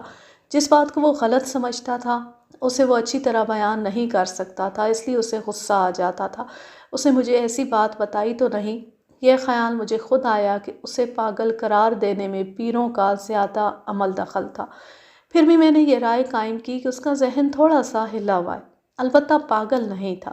ایسے انسان انتہا پسند ہوا کرتے ہیں، گرم ہو جائیں تو شعلہ بن جاتے ہیں، سرد ہو جائیں تو برف کا بلاک بن جاتے ہیں۔ جہاں تک قیوم کا تعلق ہے وہ بھی انتہا پسند تھا۔ اس پر وہ کہاوت پوری آتی ہے کہ میں پاگل ہوں، بے وقوف نہیں ہوں۔ اس کی خرابی ذہنی تھی، دماغی نہیں تھی۔ پاگل تو عقل سے عاری ہوتا ہے، نہ کچھ سمجھتا ہے نہ کچھ سمجھا سکتا ہے۔ وہ جو کچھ بھی تھا، میری دلچسپی تو اس شخص کے ساتھ تھی جس نے منظور کو قتل کیا تھا۔ میرا شک قیوم پر تھا جو اب کمزور پڑ گیا تھا۔ قیوم کے دل اور آنکھوں میں آمنہ کی جو حیثیت تھی وہ میں سمجھ گیا تھا۔ یہ ایک خاص قسم کی محبت ہوتی ہے۔ یہ سب سمجھنے کے باوجود میں نے قیوم کو ذہن سے اتارا نہیں۔ ایسے ذہن کے آدمی کا کچھ پتہ نہیں ہوتا، وہ کوئی بھی خلاف توقع حرکت کر سکتا ہے۔ مقتول کے گھر سے رونے اور چیخنے کی آوازیں آ رہی تھیں، تھوڑے تھوڑے وقفے سے آمنہ کی چیخ نما آواز سنائی دیتی تھی۔ اس آواز پر ہر بار قیوم چونک اٹھتا تھا، بولتے بولتے چپ ہو جاتا تھا۔ ہمارے درمیان بہت باتیں ہو چکی تھیں، میں نے اسے شامل تفتیش رکھنا تھا۔ میں کچھ کہہ رہا تھا کہ آمنہ کی ایک چیخ سنائی دی۔ قیوم اٹھ کھڑا ہوا۔ آمنہ بھابی رو رہی ہے، اس نے ایسی آواز میں کہا جیسے ابھی رو پڑے گا۔ سرکار مجھے جس وقت بلائیں گے آ جاؤں گا، جب تک تھانے میں یا جہاں کہیں بھی اپنے ساتھ رکھیں گے رہوں گا، اب جانے دیں۔ جاؤ قیوم، میں نے اسے اپنے ہاتھ میں رکھنے کے لیے پیار سے کہا، میں تمہیں پھر بلا لوں گا، تمہاری مدد کی تو مجھے بہت ضرورت ہے۔ اس نے اپنے دونوں ہاتھوں میں میرا دایاں ہاتھ پکڑ لیا اور میرا ہاتھ چوم کر چلا گیا۔ حقیقت یہ ہے کہ مجھے اس خوبرو جوان کے ساتھ ہمدردی پیدا ہو گئی تھی۔ وہ اپنی چھوٹی بہن اور ماں کے صدمے کا مارا ہوا تھا۔ وہ باہر نکلا تو قیوم کا باپ نمبردار کو ساتھ لیے اندر آیا۔ نمبردار نے مجھے بتایا کہ یہ قیوم کا باپ ہے اور مجھے ملنا چاہتا ہے۔ وہ بڑے درجے کا زمیندار تھا، شکل و صورت، لباس اور انداز سے معزز اور روب داب والا تھا۔ میں نے اسے بٹھایا۔ میرے بیٹے پر کوئی شک و شبہ ہے؟ ابھی تو میں کچھ کہہ نہیں سکتا۔ آپ مجھے یہ کہنے آئے ہیں کہ آپ کے بیٹے کا اس قتل کے ساتھ کوئی تعلق نہیں؟ ایسے ہر بیٹے کا باپ یہی کہے گا حضور۔ میں بھی باپ ہوں اور اس بیٹے کے ساتھ مجھے بہت پیار ہے۔ چھوٹی بہن اور ماں کی موت نے اس کے دماغ پر بہت برا اثر کیا ہے۔ پھر یہ بد دعایا گیا، اپنے پیر صاحب کے خلاف جو منہ میں آتا ہے کہہ دیتا ہے، مزاروں اور خانقاہوں کی بے حرمتی کرتا ہے۔ اسے بد دعا تو لگنی تھی۔ اگر یہ صرف ایک تعویذ گلے میں ڈال لے یا بازو سے باندھ لے تو یہ صحیح ہو جائے، لیکن یہ تعویذوں کو مانتا ہی نہیں۔ میں آپ سے اور کچھ نہیں پوچھتا، مجھے یہ بتائیں کہ مقتول کی بیوی کے ساتھ اس کا کیا تعلق ہے؟ اگر منصور زندہ ہوتا تو وہ آپ کو بتاتا کہ قیوم کا اس کی بیوی کے ساتھ کیا تعلق ہے۔ منصور ایسا بے غیرت تو نہیں تھا کہ وہ ایک خیر مرد کو گھر میں آنے سے نہ روکتا۔ میں نے خود منصور سے کہا تھا کہ تمہاری بیوی جوان ہے اور میرا بیٹا بھی جوان ہے، اگر ذرا سا بھی شک ہو تو میرے بیٹے کو گھر سے نکال دینا اور مجھے بتا دینا۔ منظور نے کہا تھا کہ مجھے قیوم اور اپنی بیوی پر پورا اعتماد ہے۔ وہ باپ تھا، اس نے اپنے بیٹے کو بے گناہ ثابت کرنا ہی تھا۔ میں نے اس کے ساتھ رسمی سی باتیں کی اور پوچھا کہ قاتل کون ہو سکتا ہے۔ اس نے رشید پر شک کا اظہار کیا اور دشمنی کی وجہ زمین کی تقسیم بتائی۔ اس سے میں نے کچھ اور باتیں پوچھی لیکن اس کا دھیان اپنے بیٹے پر لگا ہوا تھا۔ میں نے اسے تسلی دلاسا دے کر رخصت کر دیا۔ رات آدھی سے زیادہ گزر گئی تھی۔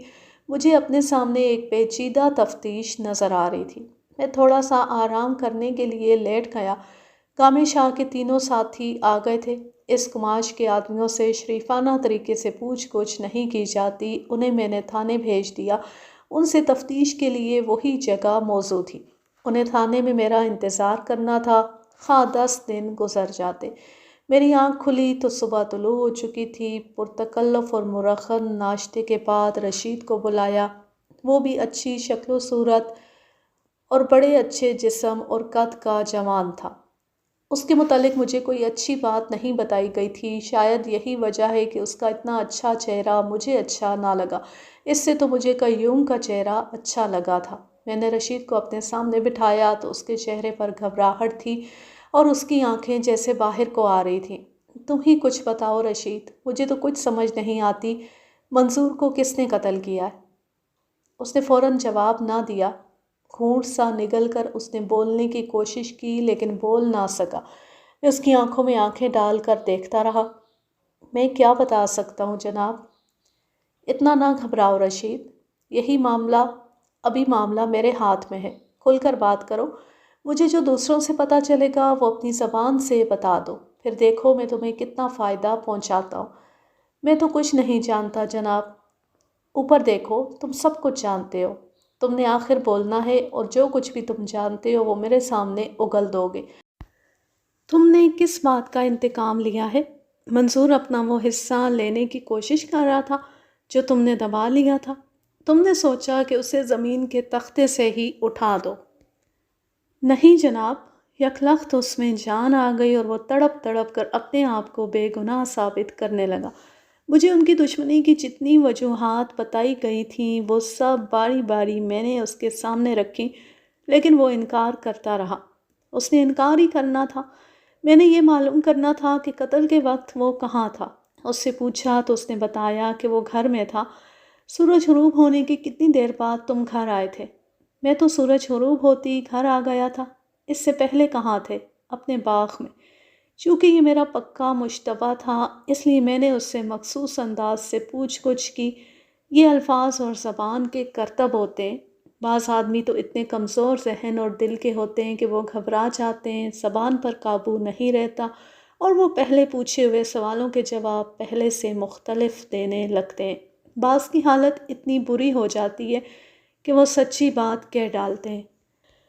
رشید کو بھی میں نے اس حال تک پہنچا دیا تھا۔ اس کی کچھ باتوں کو میں نے ذہن میں محفوظ کر لیا اور اسے وہیں بیٹھے رہنے دیا۔ میں باہر نکلا اور چوکیدار سے کہا کہ رشید کے باغ میں جو مزارع کام کرتا ہے اسے اور اس کی بیوی کو بلا لائے۔ یہ مزارع بیوی اور 2-3 بچوں کے ساتھ باغ میں ہی رہتا تھا۔ رشید کو میں نے باہر بٹھا دیا اور اس کے باپ کو بلایا۔ اس سے پوچھا کہ رشید قتل والی رات شام کو کس وقت گھر آیا تھا۔ اس نے بتایا کہ وہ سورج غروب ہونے کے بہت بعد آیا تھا۔ 1 گھنٹہ، 2 گھنٹے، 1.5-2 گھنٹے سمجھ لیں۔ یہ شخص رشید کا باپ تھا۔ اسے یقیناً معلوم ہوگا کہ اس کا بیٹا مشتبہ ہے، اس لیے میں توقع نہیں رکھ سکتا تھا کہ وہ کوئی صحیح بات بتائے گا۔ رشید کے باپ کا مزارع اپنی بیوی کے ساتھ آ گیا۔ میں نے اسے بلایا۔ میری ایک بات غور سے سن لو، تم ان لوگوں کے رشتہ دار نہیں ہو، نوکر ہو۔ ان کی پھانسی کا رسہ اپنے گلے میں ڈالنے کی بے وقوفی نہ کرنا۔ جو کچھ میں پوچھوں وہ بالکل سچ بتا دینا۔ تم جانتے ہو کل رات منظور قتل ہوا ہے۔ شام کو رشید باغ میں تھا، کیا یہ صحیح ہے؟ ہاں حضور، وہ باغ میں ہی تھا۔ کیا وہ اکیلا تھا؟ پہلے تو وہ اکیلا ہی تھا، پنیری لگانی تھی۔ رشید ہمارے ساتھ رہا۔ شام سے ذرا پہلے منظور آ گیا۔ کون منظور؟ میں نے حیران سا ہو کر پوچھا۔ یہی منظور جناب عالی، یہ جو قتل ہو گیا ہے۔ مجھے ایسے لگا جیسے اندھیرے میں روشنی کی ایک کرن آئی ہو۔ مقتول کا وہاں کیا کام تھا؟ اس کی اور رشید کی تو آپس میں بڑی سخت دشمنی تھی۔ ہاں، پھر کیا ہوا؟ میں نے اس توقع پر پوچھا کہ مزارہ کہے گا کہ ان کی آپس میں لڑائی یا غصے میں بات چیت ہوئی تھی۔ منظور رشید کو الگ لے گیا تھا، پھر وہ بہت دیر چارپائی پر اکٹھے بیٹھے رہے۔ کتنی دیر؟ وہ تو جناب سورج ڈوب گیا، پھر اندھیرا ہو گیا اور وہ بیٹھے رہے۔ تم میں سے کسی نے ان کی باتیں نہیں سنی تھی؟ نہیں حضور، ہم دور کیاریوں میں پنیری لگا رہے تھے۔ سورج ڈوب گیا تو ہم کام چھوڑ کر اپنے کوٹھے میں چلے گئے۔ یہ بتاؤ، کیا وہ اونچی اونچی باتیں کر رہے تھے؟ میرا مطلب یہ ہے کہ وہ باتوں باتوں میں آپس میں لڑ جھگڑ رہے تھے؟ نہیں حضور، وہ تو بڑے آرام سے باتیں کر رہے تھے۔ جب اندھیرا ہو گیا تو منظور اٹھا، میں دیکھ رہا تھا دونوں نے ہاتھ ملایا اور منظور چلا گیا۔ اور رشید؟ وہ تھوڑی دیر باغ میں رہا، اس نے ہم سے پنیری کے متعلق پوچھا اور کہنے لگا کہ میں جا رہا ہوں، اور وہ چلا گیا۔ تم نے اسے جاتے دیکھا تھا؟ اس کے ہاتھ میں کلہاڑی تھی؟ نہیں حضور، اس وقت اس کے ہاتھ میں کلہاڑی نہیں تھی۔ وہ جانے سے پہلے اپنے کمرے میں گیا تھا جو اس نے اپنے لیے باغ میں بنوایا ہوا ہے۔ میں نے یہ نہیں دیکھا کہ وہاں سے وہ نکلا تو اس کے ہاتھ میں کلہاڑی تھی یا نہیں، اندھیرا بھی تھا۔ اس کے بعد میں نے اس مزارے کی بیوی کو بلایا، اس نے بھی یہی کچھ بتایا۔ میں نے اس سے پوچھا کہ منظور پہلے کبھی باغ میں آیا تھا؟ اس نے جواب دیا کہ بہت عرصہ پہلے آیا تھا، جب ان کے درمیان باغ کا جھگڑا چل رہا تھا۔ اس کے بعد ہم نے پرسوں دیکھا۔ میں نے اس سے بھی پوچھا کہ اس نے اگر رشید کو باغ سے نکلتے دیکھا تو کیا اس کے ہاتھ میں کلہاڑی تھی یا نہیں؟ ہاں جی، اس کے ہاتھ میں کلہاڑی تھی۔ اندھیرے میں تمہیں کیسے پتہ چلا تھا کہ اس کے ہاتھ میں کلہاڑی تھی؟ پھر ڈنڈا ہوگا، اس کے ہاتھ میں ڈنڈا یا کلہاڑی کچھ تھا ضرور۔ میں نے مزارے کو پھر اندر بلا لیا اور ان دونوں سے بہت سے سوال جواب ہوئے، لیکن جو میں معلوم کرنا چاہتا تھا وہ مجھے معلوم نہ ہو سکا۔ انہیں میں نے واپس بھیج دیا۔ ان کے جانے کے بعد میرے دو مخبر اکٹھے ہی آ گئے۔ ان سے میری پہلے بات نہیں ہوئی تھی۔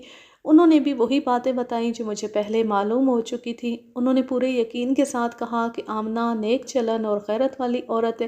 قیوم کے متعلق انہوں نے یہ تو بتایا کہ وہ دماغی طور پر صحیح نہیں، لیکن دونوں نے متفقہ طور پر کہا کہ بات کھری کرتا ہے۔ انہوں نے بھی رشید پر ہی شک کا اظہار کیا۔ لیکن جناب، گامے شاہ کو بھی آپ سامنے رکھیں۔ قیوم اور منظور نے اس کی جو پھینٹی لگائی تھی وہ معمولی نہیں تھی۔ وہ تو کتنی دیر بے ہوش پڑا رہا، پھر اس نے کہا تھا کہ وہ بدلہ لے گا۔ گامے شاہ کو آپ جانتے ہیں، بڑا زہریلا آدمی ہے، لیکن اس نے قیوم سے تو بدلہ نہیں لیا۔ وہ کہتا تھا کہ منظور کو ٹھکانے لگا کر اس کی بیوی کو اغوا کروں گا۔ اس وقت تک مقتول کا کفن دفن ہو چکا تھا اور اس دن کا سورج بھی ڈوبنے کو تھا۔ میں نے آمنہ کو بلایا، وہ آئی تو میں نے دیکھا کہ اس کی آنکھیں بہت ہی سوجی ہوئی تھیں اور اب بھی وہ بیان دینے کی حالت میں نہیں تھی، لیکن اس سے پوچھ گچھ بہت ضروری تھی۔ یہ تو سب نے بتایا تھا کہ آمنہ اچھے چال چلن کی عورت ہے، لیکن میں تفتیشی افسر کی نظر سے ہر کسی کو دیکھ رہا تھا۔ مجھے ابھی تک آمنہ اور قیوم پر شک تھا۔ میں تمہیں پریشان نہیں کرنا چاہتا تھا آمنہ، میں دیکھ رہا ہوں کہ تم ٹھیک حالت میں نہیں ہو، لیکن بہتر یہی ہوگا کہ میں نے تم سے جو کچھ پوچھنا ہے یہیں پوچھ لوں، ورنہ تمہیں تھانے میں آنا پڑے گا، جو مجھے اچھا نہیں لگتا۔ تم ذرا اپنے آپ کو سنبھالو اور مجھے کچھ بتاؤ، منظور اور رشید کی دشمنی کا کیا معاملہ تھا؟ تم نے کچھ باتیں کل بتائی تھیں، لیکن وہ بہت مختصر تھیں۔ اب ہر بات مجھے پوری سنا دو۔ آمنہ نے وہی کہانی مجھے پھر سنا دی جو میں پہلے سن چکا تھا۔ کیا رشید نے تمہارے ساتھ کبھی چھیڑ خانی کی تھی؟ اس نے 2 بار ایسی حرکت کی تھی۔ میں نے تنگ آ کر اپنے خاوند کو بتایا، قیوم کو بھی پتہ چل گیا۔ یہ دونوں اس کا وہی حال کرنا چاہتے تھے جو انہوں نے گامے شاہ کا کیا تھا۔ گامے شاہ نے بھی میری عزت پر ہاتھ ڈالنے کی کوشش کی تھی۔ ان دونوں نے اسے بہت مارا پیٹا تھا۔ اب یہ رشید کو مارنے پیٹنے پر تیار ہو گئے۔ میں نے ان کے آگے ہاتھ جوڑے کہ دشمنی مول نہ لیں۔ انہوں نے 1-2 روز بعد مجھے بتایا کہ رشید کو انہوں نے پکڑ لیا تھا، لیکن اللہ نے میری سن لی اور رشید نے سر جھکا لیا کیونکہ وہ مجرم تھا۔ اس طرح کوئی لڑائی نہ ہوئی۔ دراصل بات یہ ہے جی، میرا خاوند اکیلا تھا، میرے سر کا وہ صاحب تھا۔ میں نہیں چاہتی تھی کہ اس کو کوئی نقصان پہنچے، لیکن نقصان پہنچا تو ایسا پہنچا کہ وہ میرے سر سے ہی اٹھ گیا۔ میں نے سنا ہے کہ وہ رشید کے باغ میں گیا تھا، وہاں سے نکلا لیکن گھر نہیں پہنچا۔ کیا تمہیں معلوم ہے کہ وہ رشید کے باغ میں گیا تھا اور کیوں گیا تھا؟ نہیں، اس نے مجھے نہیں بتایا۔ وہ بتاتا بھی کیسے؟ آپ کہتے ہیں کہ وہاں سے نکلا اور گھر نہ پہنچ سکا، اس سے ظاہر تو یہی ہوتا ہے کہ اسے رشید نے قتل کیا ہے۔ یہ تو تم کبھی نہیں بتاؤ گی کہ قیوم کے ساتھ تمہارے تعلقات کیسے ہیں۔ میں تو بتا دوں گی، لیکن آپ کبھی یقین نہیں کریں گے۔ قیوم میرا چھوٹا بھائی ہے۔ آمنہ، اگر سچی باتیں کرنی ہیں تو کھل کر کرو۔ قیوم کے ساتھ تمہارے تعلقات جیسے بھی ہیں، اس سے مجھے کوئی غرض نہیں۔ میں نے منظور کے قاتل کو پکڑنا ہے۔ کیا تمہارے دل میں قیوم کی ویسی محبت ہے جیسی اس کے دل میں ہے؟ میں بات ذرا صاف کرتا ہوں۔ میں اچھی طرح جانتا ہوں کہ خدا کے بعد اگر کسی کی عبادت کرنے کی اجازت ہو تو قیوم تمہارے آگے سجدہ کرے۔ کیا تم بھی اسے اسی طرح چاہتی ہو؟ نہیں، یہ 12-13 سال کا تھا جب اس نے میرے قریب آنا شروع کیا۔ اس وقت یہ بچہ تھا، اس کی ماں مر گئی تھی۔ ویسے بھی یہ خوبصورت بچہ تھا، میں اسے ہمدردی سے اپنے پاس بٹھاتی تھی۔ اس کے بعد میری شادی ہو گئی، یہ اسی طرح میرے پاس آتا رہا۔ یہ اب جوان ہو چکا تھا۔ مجھے ڈر تھا کہ میرا خاوند اعتراض کرے گا، لیکن اس نے اعتراض نہ کیا، بلکہ میں نے ایک بار اپنے خاوند سے کہا کہ قیوم ابھی تک میرے پاس بچوں کی طرح آ رہا ہے۔ آپ تو اعتراض نہیں کرتے، لیکن لوگ باتیں بناتے ہوں گے۔ میرے خاوند نے کہا کہ نہ روکو بیچارے کو، یہ پیار کا ترسا ہوا معلوم ہوتا ہے۔ لوگ کہتے ہیں قیوم پاگل ہے، باتیں پاگلوں والی ہی کرتا ہے، لیکن جب میرے گھر آتا ہے تو کوئی فالتو بات نہیں کرتا۔ کچھ پوچھو تو اس کا جواب دیتا ہے۔ اس نے کبھی ایسی کوشش نہیں کی کہ میں اکیلی ہوں تو میرے پاس آ کر بیٹھ جائے۔ اکیلے میں بھی اس کا سلوک اور رویہ ویسا ہی ہوتا ہے جیسا میرے خاوند کی موجودگی میں۔ 4-5 بار اس نے مجھے کہا کہ آمنہ، تمہیں میرا یہاں آنا اچھا نہ لگے تو صاف کہہ دینا۔ میں نے اسے کہا کہ تمہارا آنا مجھے برا نہیں لگتا، البتہ لوگوں سے ڈر لگتا ہے، نہ جانے کیا کیا کہتے ہوں گے۔ قیوم نے کہا کہ مجھے پتہ لگ گیا کہ فلاں آدمی نے کوئی ایسی ویسی بات کی ہے تو اسے میں زندہ نہیں چھوڑوں گا۔ ایک روز ہی میرے گھر آیا، میرا خاوند گھر میں نہیں تھا۔ میں نے قیوم سے کہا کہ تم مجھے اس طرح دیکھتے کیوں رہتے ہو؟ کیا میں تمہیں بہت اچھی لگتی ہوں؟ قیوم نے کہا کہ میں تمہیں صرف دیکھنے ہی تو آتا ہوں۔ میں نے ہنس کر کہا کہ جوان آدمی کی جوان عورت کے ساتھ محبت کچھ اور طرح کی ہوتی ہے۔ میں نے یہ بھی کہہ دیا کہ تم میں شاید اتنی جرأت نہیں کہ ایسی بات اپنے منہ سے کہہ سکو۔ قیوم نے میرے منہ کی طرف اس طرح دیکھا جیسے حیران ہو رہا ہو کہ میں نے کیا کہہ دیا ہے۔ دیکھتے ہی دیکھتے اس کی آنکھوں میں آنسو تیرنے لگے۔ یہ مجھ سے 4-5 سال چھوٹا ہے۔ میں نے اسے اپنے ساتھ لگا لیا۔ یہ ہچکیاں لے لے کر رونے لگا۔ بہت دلاسے دے دے کر میں نے اسے چپ کرایا۔ تب اس نے کہا، آمنہ، یہ بات کہنے کی بجائے مجھے زہر پلا دیتی تو وہ مجھے میٹھا لگتا۔ بس جی، یہ ہے اس کی محبت۔ لوگوں نے اس پر یہ ظلم کیا کہ کوئی بھی اسے رشتہ دینے کے لیے تیار نہیں ہوا۔ میں نے اسے صرف ایک بار کہا تھا کہ میں اس کے لیے کسی اور جگہ سے رشتہ لے لوں گی۔ اس نے کہا، نہیں آمنہ، جب تک تم زندہ ہو میں شادی نہیں کروں گا۔ تم نے اس سے پوچھا نہیں تھا کہ اس سے اس کا مطلب کیا ہے؟ پوچھا تھا۔ میں نے تو اس سے بہت کچھ پوچھا تھا۔ میں نے اسے کہا تھا کہ میں تو تمہاری بیوی نہیں بن سکتی، تمہیں کوئی اور ہی بیوی ملے گی۔ اس نے کہا کہ میں کسی عورت کو اپنی بیوی کے روپ میں دیکھ ہی نہیں سکتا۔ اگر میری شادی ہو گئی اور وہ لڑکی مجھے اچھی لگی، تب بھی میں اسے اپنی بیوی نہیں بنا سکوں گا، کیونکہ اس میں مجھے تم نظر آؤ گی اور تم میرے لیے بڑی پاک چیز ہو۔ آمنہ کے ساتھ اس کے اور قیوم کے متعلق بہت سی باتیں ہوئیں۔ میں صرف یہ مشق لینے کی کوشش کر رہا تھا کہ آمنہ جو کچھ کہہ رہی ہے یہ سچ بھی ہے یا نہیں، اور کیا مجھے اس قسم کا سراغ مل سکے گا کہ مقتول کو قیوم نے قتل کیا ہے۔ میں نے آپ کو وہ ساری باتیں نہیں سنائیں جو آمنہ نے کی تھی۔ آمنہ نے یہ تو اچھی طرح ظاہر کیا کہ اس کے دل میں منظور کی محبت تھی، لیکن منظور کے متعلق وہ اتنی جذباتی نہ ہوئی جتنی قیوم کے لیے ہو گئی تھی۔ आमिना अमीर ख़ानदान की औरत तो थी, लेकिन वो फरिश्ता तो नहीं थी, अनपढ़ देहातन थी। गुनाह करते कोई देर नहीं लगती। मैंने आमिना पर जिरा की तो उस पर मेरा शक मज़ीद पुख्ता हो गया। मैंने उससे गामे शाह के मुतालिक पूछा तो उसने वही कहानी दोहरा दी जो मैं पहले सुन चुका था। आमिना ने थोड़ी और तफसील बता दी। गामे शाह ने उसे साफ कह दिया था कि अपने खाविंद से तलाक लेकर मेरे साथ शादी कर लो। इससे पहले वो आमिना पर वैसे ही डोरे डालने की कोशिश करता रहा था। जब आमिना हाथ ना आई तब उसने शादी की बात की थी। गामे शाह ने आमिना को साफ लफ्ज़ों में कहा था कि कोई पीर या कोई और बरगज़ीदा शख्स या कोई बहुत बड़ा जादूगर बे औलाद औरत को औलाद नहीं दे सकता। सिर्फ अल्लाह की ज़ात है जो देना चाहे तो दे दे। उसने ये भी कहा था कि ये जो लोग कहते हैं कि फ़लाँ पीर ने औलाद दी है, वो औलाद उसी पीर की ही होती है। एक रोज़ गामे शाह ने आमिना पर दस्त दराज़ी की और आमिना ने आकर मंसूर को बता दिया, और वो वाक़या हुआ जो मैं पहले आपको सुना चुका हूँ। मैंने उसे जाने की इजाज़त तो दे दी, लेकिन उसे एक मुश्तबा की हैसियत से अपने जहन में महफूज रखा। उस पर मैंने ज़ाहिर नहीं होने दिया कि मुझे उस पर शुबा है। रात को मैं थाने में आ गया। जिन अशख़ास की मुझे ज़रूरत थी उन सब को थाने ले आया। उनमें रशीद भी था, बल्कि रशीद मुश्तबों में सर फ़हरिस्त था। रात काफ़ी गुजर गई थी।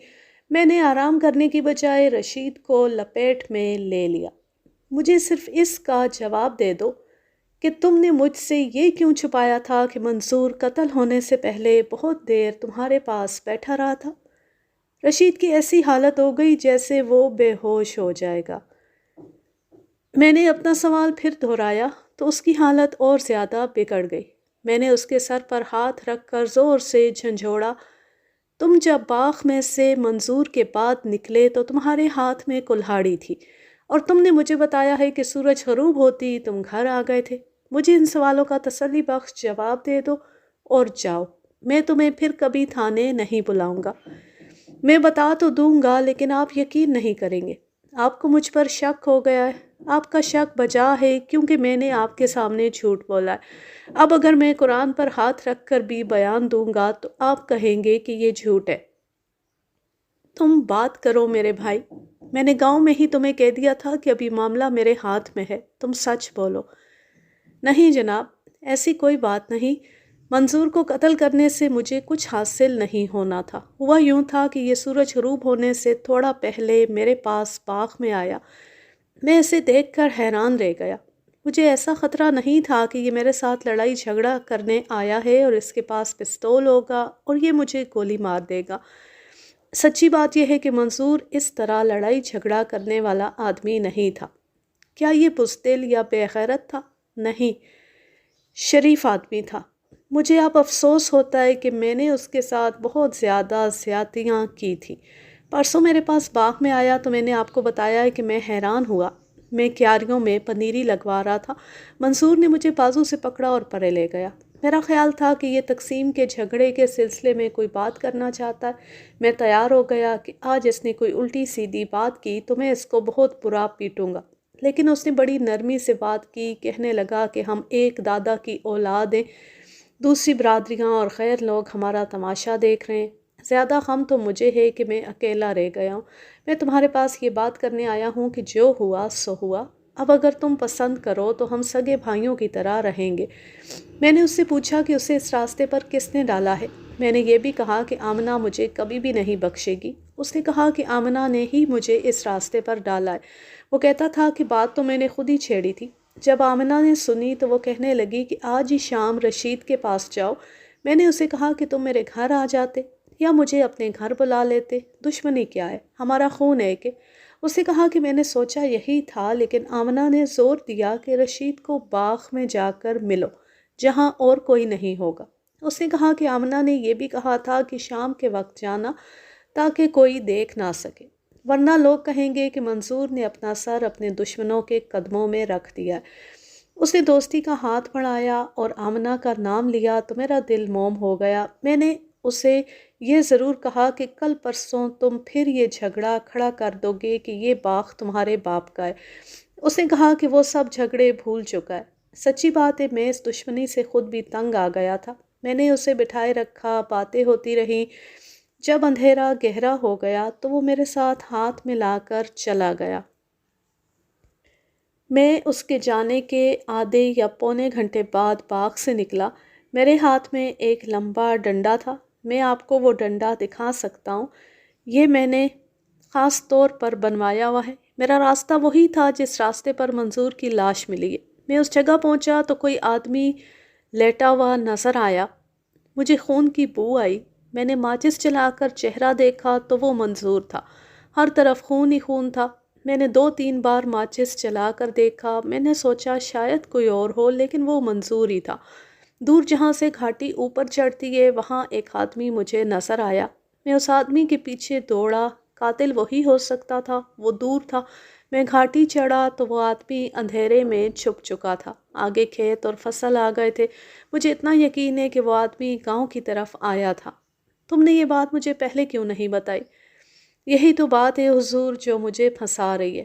میرا فرض یہ تھا کہ میں آمنہ کو بتاتا، پھر اپنے گھر والوں کو بتاتا اور شور شرابہ کرتا، پھر تھانے میں آ کر اطلاع دیتا، لیکن مجھے ایک خطرہ نظر آنے لگا۔ خطرہ یہ تھا کہ سب کو معلوم تھا کہ میری منظور کے ساتھ دشمنی ہے۔ اب اگر میں بتاتا کہ منظور فلاں جگہ مرا پڑا ہے تو سب یہی کہتے کہ منظور کو میں نے قتل کیا۔ یہ تو میرے مزارے یا اس کی بیوی یا اس کے 2 بچوں سے پتہ لگ جاتا کہ قتل ہونے سے پہلے منظور میرے پاس آیا تھا۔ اپنے پیدا کرنے والے کی قسم ہے جناب، میں نے پوری رات جاگتے اور اندر ہی اندر ڈرتے گزاری ہے۔ جب آپ نے مجھے بلایا تو میرا خون خشک ہو گیا۔ میں سمجھا کہ آپ کو پتہ چل گیا ہے کہ منظور قتل ہونے سے پہلے میرے پاس آیا تھا۔ دشمنی کی وجوہات بڑی سخت ہیں رشید، انہی باتوں پر خون خرابے ہوتے ہیں۔ ہاں حضور، زمین کی تقسیم کے جھگڑے کے علاوہ میں نے آمنہ پر بھی بری نظر رکھی تھی اور میں نے اس کی عزت پر ہاتھ ڈالا تھا۔ منظور کی جگہ کوئی اور ہوتا تو وہ مجھے قتل کر دیتا۔ میں اپنی ساری شرارتیں اور بےہودگیاں جو میں نے منظور سے کی ہیں تسلیم کرتا ہوں۔ قتل تو مجھے ہونا چاہیے تھا اور قاتل منظور ہوتا۔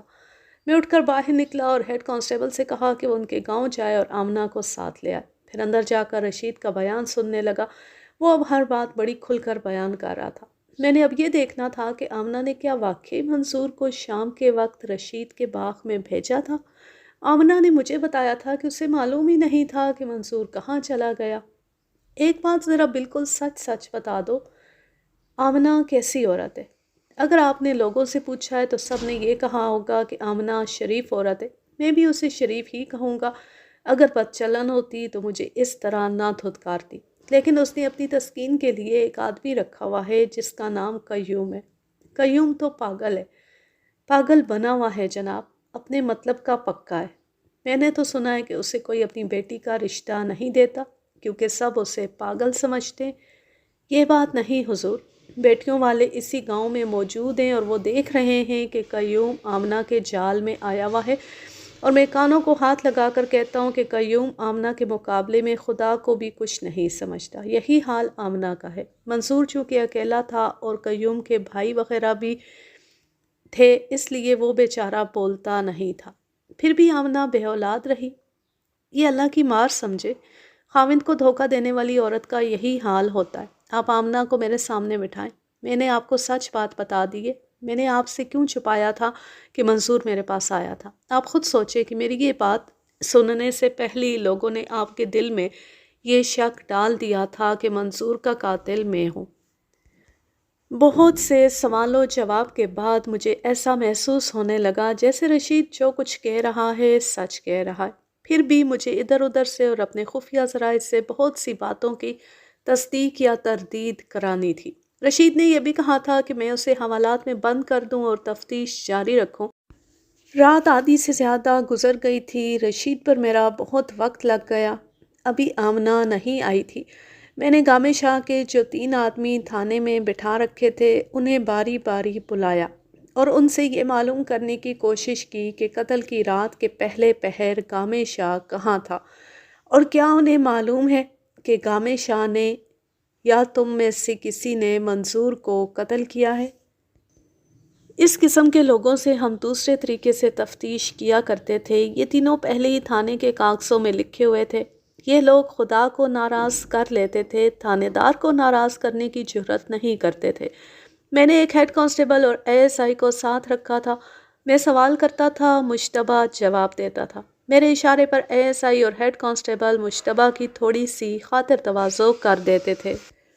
ایک کو تو فرش پر لٹا کر اور اس کے ہاتھوں پر کرسی کا ایک ایک پایا رکھ کر اور کرسیوں پر ہیڈ کانسٹیبل اور ASI کو بٹھا کر پوچھ گچھ کی تھی۔ صبح تک یہ بات میرے سامنے آئی کہ گامی شاہ جس طرح دوسری عورتوں کو خراب کرتا تھا، اسی طرح آمنہ کو بھی خراب کرنا چاہتا تھا۔ انہوں نے بتایا کہ قیوم اور مقتول نے کس طرح گامی شاہ کی پٹائی کی تھی۔ گامی شاہ نے ان 3 میں سے 2 آدمیوں کو تیار کرنا چاہا کہ وہ منصور کو قتل کر دیں۔ اس کے بعد آمنہ کو اغوا کر کے بہت دور پہنچانا تھا، لیکن قتل معمولی واردات نہیں تھی جو یہ جواری، چرسی اور چھوٹے موٹے جرائم کرنے والے کر گزرتے۔ کوئی بھی تیار نہ ہوا تو گامی شاہ نے کہا کہ میں خود انتقام لوں گا۔ تینوں نے بتایا کہ اس شام وہ گامی شاہ کے ہاں گئے تو وہ گھر پر نہ ملا۔ وہ وہاں بیٹھ گئے۔ گامی شاہ بہت دیر سے واپس آیا۔ اس کے ہاتھ میں کلہاڑی تھی۔ انہوں نے اس سے پوچھا کہ وہ کہاں گیا تھا۔ گامی شاہ نے کہا کہ ایک شکار کے پیچھے گیا تھا۔ اس کے سوا اس نے کچھ بھی نہ بتایا۔ میں نے گامی شاہ کو تھانے لانے کے لیے آدمی بھیج دیا۔ میں نہانے اور تھوڑا سا آرام کرنے کے لیے گھر چلا گیا۔ میں نے دیکھا کہ آمنہ آئی ہوئی تھی۔ میں نے اس کی طرف توجہ نہ دی۔ سوچا کہ انتظار میں اس کا ذرا دماغ ٹھکانے آ جائے۔ میں 2 گھنٹوں بعد واپس تھانے میں آیا۔ گامی شاہ ابھی نہیں آیا تھا۔ میں نے آمنہ کو اپنے دفتر میں بٹھا دیا۔ آمنہ، میرے دل میں تمہاری ہمدردی پیدا ہو گئی تھی، لیکن تم نے سچ پھر بھی نہ بولا۔ تم نے کہا تھا کہ تمہیں معلوم نہیں تھا کہ منصور کہاں چلا گیا تھا۔ ہاں جی، میں نے یہی کہا تھا۔ تم نے خود اسے رشید کے پاس باغ میں بھیجا تھا۔ اب بھی جھوٹ بولنا ہے تو بول دو، میں تمہیں نہیں روک سکتا، لیکن میں تمہارے سامنے وہ آدمی بٹھا دوں گا جو تمہارے منہ پر کہیں گے کہ منصور کو تم نے رشید کے باغ میں بھیجا تھا۔ آمنہ کی بھی وہی حالت ہوئی جو تھوڑی دیر پہلے رشید کی ہو گئی تھی۔ آمنہ، میں نے اس کا ہاتھ اپنے ہاتھ میں لے کر کہا، ابھی وقت ہے، سچ بولو، میں معاملہ گول کر سکتا ہوں۔ وہ کہتا تھا کہ میں رشید کے ساتھ سمجھوتا کرنا چاہتا ہوں۔ میں نے اسے کہا تھا کہ کر لو۔ اب یہ بتاؤ کہ تمہارا حامد اپنے دشمن کے پاس گیا تھا اور دشمن کے باغ میں گیا تھا۔ وہ ساری رات واپس نہیں آیا۔ کیا تم نے معلوم کرنے کی کوشش کی تھی کہ وہ کیوں نہیں آیا، کہاں رہ گیا؟ اسے رشید نے قتل کر کے ہی نہ پھینک دیا؟ آمنہ کا چہرہ لاش کی طرح سفید ہو گیا۔ میں نے 2-3 بار اسے کہا کہ وہ کچھ جواب دے، لیکن اس کے پاس کوئی جواب نہیں تھا۔ تم قیوم کو بلا کر اسے کہہ سکتی تھیں کہ منصور باغ میں گیا تھا اور واپس نہیں آیا، اور وہ اسے جا کر دیکھے۔ تم نے ایسا کیوں نہیں کیا؟ مجھے اس کی حالت دیکھ کر ایسا شک ہوا جیسے بیٹھے بیٹھے اس کا دم نکل گیا۔ تم نے منصور کو مشورہ دیا تھا کہ باغ میں جاؤ اور شام کے وقت جاؤ۔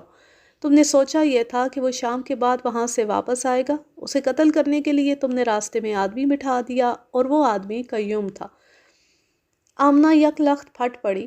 نہیں نہیں، ایسا بالکل نہیں ہوا۔ کیا رشید نے اسے قتل کیا ہے؟ نہیں۔ اس کے منہ سے نہیں نکل گئی اور اس کے ساتھ ہی وہ چونک پڑی۔ کچھ دیر خاموش رہی، پھر کہنے لگی، میں گھر بیٹھی تھی، مجھے کیا پتا اسے کس نے قتل کیا ہے۔ میری ایک بات سنو آمنہ، تم عورت ذات ہو، اچھے خاندان کی عورت ہو، میں بھی مسلمان ہوں، تمہاری عزت کا پورا خیال رکھوں گا۔ مجھے معلوم ہے کہ تم قاتل نہیں ہو، ابھی تم صدمے میں ہو۔ میں تمہیں الگ بٹھا دیتا ہوں، آج کا سارا دن سوچو اور مجھے صحیح بات بتا دو۔ میں مسلمان ہونے کے ناطے تمہیں یہ مہلت دے رہا ہوں۔ میں وعدہ کرتا ہوں کہ گرفتاری تو دور کی بات ہے، میں تمہیں گواہوں میں بھی شامل نہیں کروں گا۔ اس کی حالت اتنی غیر ہو چکی تھی کہ اس نے میری اس بات کا کوئی جواب نہ دیا۔ میں نے ہیڈ کانسٹیبل کو بلایا، اسے کہا کہ اس بی بی کو عزت سے اپنے پاس بٹھاؤ، اسے کچھ کھلاؤ پلاؤ اور اس کا پورا خیال رکھو۔ تھانے کا ہر آدمی الفاظ اور اشارے سمجھتا تھا۔ ہیڈ کانسٹیبل سمجھ گیا کہ اس عورت کو حراست میں رکھنا ہے۔ گامی شاہ آ گیا تھا۔ میرا تجربہ یہ کہتا تھا کہ یہ قتل گامی شاہ نے نہیں کیا، لیکن قتل کے وقت کے لگ بھگ وہ کلہاڑی لے کر کہاں گیا تھا۔ میں نے اسے اندر بلایا اور اس کے سامنے یہ سوال رکھا، اس نے ایک گاؤں کا نام لیا کہ وہاں وہ اپنے ایک مرید کے گھر گیا تھا۔ میں نے ایک ہیڈ کانسٹیبل کو بلایا، اسے گاؤں کا نام بتایا اور گامے شاہ سے اس کے مرید کا نام معلوم کر کے کہا کہ سائیکل پر اس گاؤں جائے اور اس شخص کو بلا لائے۔ ذرا ٹھہرنا حضور، میں اس گاؤں نہیں گیا تھا، بات کچھ اور تھی۔ وہ بینچ پر بیٹھا ہوا تھا اور میں اپنے دفتر میں آہستہ آہستہ ٹہل رہا تھا۔ میں نے اس کے منہ پر الٹا ہاتھ مارا، پھر سیدھے ہاتھ کا ایک تھپڑ مارا اور گامے شاہ بینچ سے فرش پر جا پڑا۔ وہ اٹھا اور ہاتھ جوڑ کر کھڑا ہو گیا۔ پھر اس نے اصل بات یہ بتائی کہ وہ اس گاؤں کی ایک عورت کی ملاقات کے لیے گیا تھا جس نے اسے گاؤں سے باہر ملنا تھا۔ اسے اس عورت کے انتظار میں زیادہ دیر وہاں کھڑا رہنا پڑا۔ وہ کلہاڑی ساتھ اپنی حفاظت کے لیے لے گیا تھا۔ اب حضور کی مرضی ہے کہ اس عورت کو یہاں بلا لیں یا کسی اور ذریعے سے اس سے پوچھ لیں کہ میں اس کے پاس گیا تھا یا نہیں۔ میں آپ کو اس کا نام بھی بتا دیتا ہوں۔ گامے شاہ نے تسلیم کیا کہ اس نے آمنہ کو خراب کرنے کی کوشش کی تھی۔ میں اس کی اصلیت جانتا تھا جس کا اسے بھی احساس تھا۔ اسے صاف الفاظ میں کہا کہ یہ تو کاروبار ہے جس میں پیسہ بھی ہے، عیاشی بھی، اور جناب یہ لڑائی اور مار پٹائی تو میرے کاروبار کا ایک حصہ ہے۔ کہیں سے دولت ہاتھ آ جاتی ہے، اچھی سے اچھی عورت ہاتھ آ جاتی ہے اور کہیں سے جوتے بھی پڑ جاتے ہیں۔ میں کسی کو قتل کر کے اپنے کاروبار کا بھٹا تو نہیں بٹھانا چاہتا۔ میں نے گامے شاہ کو چھوڑا نہیں، اسے شامل تفتیش رکھا اور باہر بٹھا دیا۔ اس وقت میری توجہ آمنہ پر مرکوز تھی۔ میرا ارادہ تو یہ تھا کہ میں اس تفتیش کے جھنجٹ سے نکل آؤں گا اور شام تک قاتل میری حوالات میں ہوگا، لیکن ڈکیتی کی ایک اور واردات کی تفتیش میں کوئی پیچیدگی پیدا ہو گئی تھی۔ علاقہ ڈی ایس پی نے اس کی رپورٹ مانگی تھی۔ یہ کیس میرے جونیئر سب انسپکٹر کے پاس تھا۔ میں اس میں مصروف ہو گیا اور 4-5 گھنٹے گزر گئے۔ دن کا پچھلا پہر تھا۔ میں دفتر میں بیٹھا یہ ارادہ کر رہا تھا کہ آمنہ کو بلاؤں اور اسے سچ بولنے پر آمادہ کروں۔ اتنے میں طوفان کی طرح ایک آدمی میرے دفتر میں داخل ہوا اور میری کرسی پر اس طرح آ کر بیٹھا جیسے گر پڑا ہو۔ اس نے میز پر بڑی زور سے ہاتھ مارا۔ تب میں نے دیکھا کہ وہ قیوم ہے۔ آمنہ کو تھانے سے نکالو اور مجھے گرفتار کر لو، منصور میرے ہاتھوں قتل ہوا ہے۔ یہ خوشی اور کامیابی کا ایسا شدید دھچکا تھا جیسے قیوم نے میرے سر پر ڈنڈا مارا ہو۔ یقین کریں کہ مجھ جیسا سخت دل آدمی بھی کانپ گیا۔ یہ سوچ کر مجھے مایوسی ہوئی کہ اس شخص کا تو دماغی توازن ہی درست نہیں اور اس پر پاگل پن کا دورہ پڑ گیا ہے اور یہ واہی تباہی بکنے پر آ گیا ہے۔ ذرا آرام کر لو قیوم بھائی، تم شاید گاؤں سے دوڑتے ہوئے آئے ہو۔ نہیں، میں اپنی گھوڑی پر آیا ہوں۔ میں نہیں دوڑا، میری گھوڑی سرپٹ دوڑتی آئی ہے۔ میں نے کہا ہے آمنہ کو چھوڑ دو۔ وہ کوئی اور بات سن ہی نہیں رہا تھا اور کر بھی نہیں رہا تھا۔ میں نے پیار اور محبت کی باتیں کر کے اس کے منہ سے ذرا اطمینان کی باتیں نکلوائیں۔ پتہ چلا کہ میں نے آمنہ کو جب حراست میں بٹھایا تھا تو اسی علاقے کے کسی کانسٹیبل نے گاؤں کے ان لوگوں کو جو تھانے کے باہر کھڑے تھے بتا دیا کہ آمنہ نے جرم کا اقبال کر لیا ہے اور اسے گرفتار کر لیا گیا ہے۔ گاؤں کا کوئی آدمی گاؤں پہنچا، اس نے آمنہ کے گھر جا کر اطلاع دی۔ قیوم کو پتہ چلا تو وہ فوراً گھوڑی پر سوار ہوا اور آمنہ کے دوسرے رشتہ داروں سے پہلے تھانے پہنچ گیا۔ قیوم بھائی، اگر اپنی عقل اور ہوش میں ہو تو بات کرو۔ میں بالکل ہوش میں ہوں جناب۔ لوگوں نے مجھے پاگل کہہ کر پاگل ہی بنا دیا ہے۔ آپ میری بات سنیں، مجھے گرفتار کریں اور آمنہ کو چھوڑ دیں۔ قیوم کے اقبال جرم کی تفصیلات بہت طویل ہیں، ان میں سے کچھ تو میں پہلے سنا چکا ہوں، باقی باتیں سناتا ہوں۔ یہ تو آپ جانتے ہیں کہ منصور رشید سے کس قدر تنگ آ چکا تھا۔ وہ سارا غبار اپنے اندر روکتا رہا تھا۔ ایک روز آمنہ نے قیوم سے کہا کہ رشید کو قتل کرنا ہے۔ اس نے قیوم کو اچھی طرح بھڑکایا کہ اسے دشمنی کی ساری وجوہات سنائیں، پھر یہ بتایا کہ رشید نے آمنہ کے گھر آ کر اس کے ساتھ کیسی بیہودہ حرکتیں کی تھی۔ پھر اسے یہ کہا کہ رشید کو قتل نہ کیا گیا تو وہ منصور کو قتل کر دے گا۔ قیوم آمنہ کے اشاروں پر ناچتا تھا۔ وہ فوراً تیار ہو گیا۔ منصور کے ساتھ بات ہوئی۔ ان لوگوں نے اسکیم یہ بنائی کہ رشید سورج غروب ہونے سے ذرا پہلے باغ سے گھر واپس آیا کرتا ہے۔ اگر وہ رات کو واپس آئے تو اسے راستے میں قتل کیا جا سکتا ہے۔ اس کا یہ طریقہ سوچا گیا کہ منصور رشید کے پاس باغ میں جائے گا اور اسے کہے گا کہ میں دشمنی ختم کرنے آیا ہوں۔ اس طرح منصور ایسی باتیں کرے گا کہ رشید کو شام کے بہت بعد تک باغ میں روکے رکھے گا۔ قیوم راستے میں ٹیلوں کے علاقے میں چھپ کر بیٹھ جائے گا۔ رشید گزرے گا تو قیوم پیچھے سے اس پر کلہاڑی سے حملہ کرے گا۔ اس اسکیم کے تحت منصور رشید کے پاس باغ میں گیا۔ قیوم مقررہ جگہ پر جا کر چھپ گیا۔ اندھیرا بہت گہرا ہو گیا تو ایک آدمی وہاں سے گزرا جہاں قیوم چھپا ہوا تھا۔ اندھیرے میں صورت تو نہیں پہچانی جا سکتی تھی، قد بت اور ڈیل ڈول رشید جیسی تھی۔ قیوم نے پیچھے سے کلہاڑی کا پہلا وار گردن پر کیا، وہ آدمی آگے جھکا۔ قیوم نے دوسرا وار اس کے سر پر کیا، وہ آدمی گرا اور تڑپنے لگا۔ قیوم کو اندازہ تھا کہ اب یہ جلدی مر جائے گا۔ اس کے دونوں وار بڑے زوردار تھے۔ وہ پہلے ساتھ والے برساتی نالے میں گیا، وہاں کلہاڑی دھوئی، پھر اس پر ریت ملی اور دوبارہ اسے دھویا۔ اس کے بعد وہ منصور کے گھر چلا گیا۔ وہاں اس نے اپنے کپڑے دیکھے، قمیص پر خون کے چند ایک دھبے تھے جو آمنہ نے فوراً دھو ڈالے۔ کلہاڑی منصور کی تھی۔ آمنہ اور قیوم بہت خوش تھے کہ انہوں نے دشمن کو مار لیا۔ اس وقت تک منصور کو واپس آ جانا چاہیے تھا۔ طے یہ ہوا تھا کہ منصور باغ سے اٹھے گا اور دوسرے راستے سے واپس آئے گا۔ وہ ابھی تک گھر نہیں پہنچا تھا۔ پھر 2-3 گھنٹے مزید گزر گئے، تب آمنہ نے قیوم سے پوچھا کہ اس نے رشید کو پہچان کر حملہ کیا تھا۔ قیوم نے اسے بتایا کہ وہاں سے رشید نے ہی گزرنا تھا، ایسی کوئی بات نہیں کہ وہ غلطی سے کسی اور کو مار آیا۔ جب کچھ وقت اور گزر گیا تو آمنہ نے قیوم سے کہا کہ جا کر دیکھو، کہیں غلطی ہی نہ لگی ہو۔ قیوم پاگل پن کی حد تک دلیر آدمی تھا۔ وہ ماچس لے کر چل پڑا۔ فاصلہ کچھ زیادہ نہیں تھا، لاش وہاں پڑی ہوئی تھی۔ قیوم نے ماچس چلا کر چہرہ دیکھا تو وہ منصور تھا۔ منصور زندہ ہوتا تو وہ ضرور بتاتا کہ وہ اس راستے سے کیوں واپس آیا تھا، اسے تو دوسرے راستے سے واپس جانا تھا، یا قیوم غلط جگہ گھات میں بیٹھ گیا تھا۔ یہ معمہ حل کرنا ناممکن تھا۔ میں یہی کہہ سکتا ہوں کہ جس کا وقت پورا ہو گیا تھا وہ اس ذہنی مریض کے آگے آ گیا۔ رشید اور منصور کے قد بت ایک جیسے تھے۔ قیوم دوڑتا ہوا آمنہ تک پہنچا اور اسے بتایا کہ غلطی سے منصور مارا گیا ہے۔ آمنہ کا جو حال ہونا تھا وہ تو ہوا، لیکن اس نے قیوم کو بچانے کی ترکیب سوچ لی۔ اس نے قیوم سے کہا کہ وہ اپنے گھر چلا جائے اور بالکل چپ رہے۔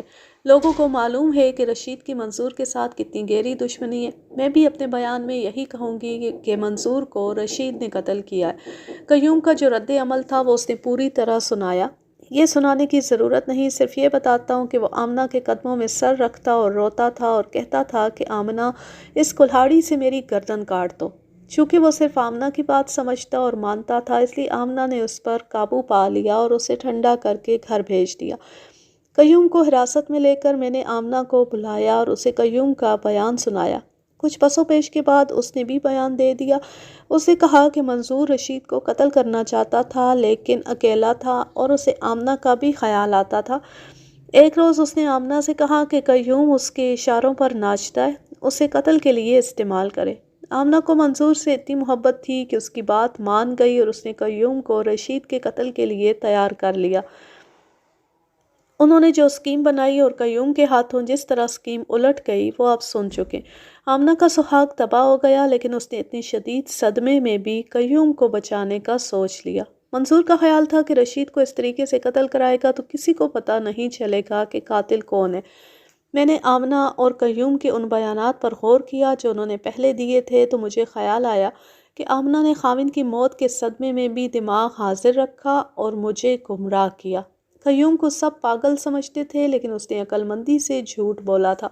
مجھے آج بھی شک ہے کہ آمنہ نے منصور کو مروانے کے لیے باغ میں رشید کے پاس شام کے وقت بھیجا تھا اور قیوم سے کہا تھا کہ وہ گھات میں بیٹھے اور منصور کو قتل کر دے۔ تفتیش میں مجھے جو باتیں معلوم ہوئی تھیں ان میں کچھ میرے اس شک کے حق میں جاتی ہیں اور کچھ اس کی تردید کرتی ہیں۔ میں نے مقدمہ 302 کا تیار کیا تھا۔ قیوم نے مجسٹریٹ کے سامنے اقبالی بیان دے دیا تھا۔ میں نے آمنہ کو گرفتار نہیں کیا تھا۔ قیوم سے کہا تھا کہ وہ اپنے بیان میں آمنہ کا ذکر نہ کرے، یہ کہے کہ اسے منصور نے قتل پر اکسایا تھا۔ قیوم کو سیشن کورٹ نے عمر قید دی تھی لیکن ہائی کورٹ نے شک کا فائدہ دے کر بری کر دیا۔ جو یہ زبردست کہانی اپنے اختتام کو پہنچی، اب میں لیتی ہوں آپ سے اجازت۔ جہاں رہیں خوش رہیں، شاد و آباد رہیں، ہنستے مسکراتے رہیں۔ اور کہانیاں نہ آنے کی وجہ ایک تو گھر میں ہونے والا کام ہے جس میں مشینوں کا شور ہے، اور پھر رمضان کی روٹین ہے۔ انشاءاللہ عید کے بعد کوشش کروں گی کہ واپس اپنی روٹین پہ آ جاؤں۔ اللہ حافظ، اللہ نگہبان۔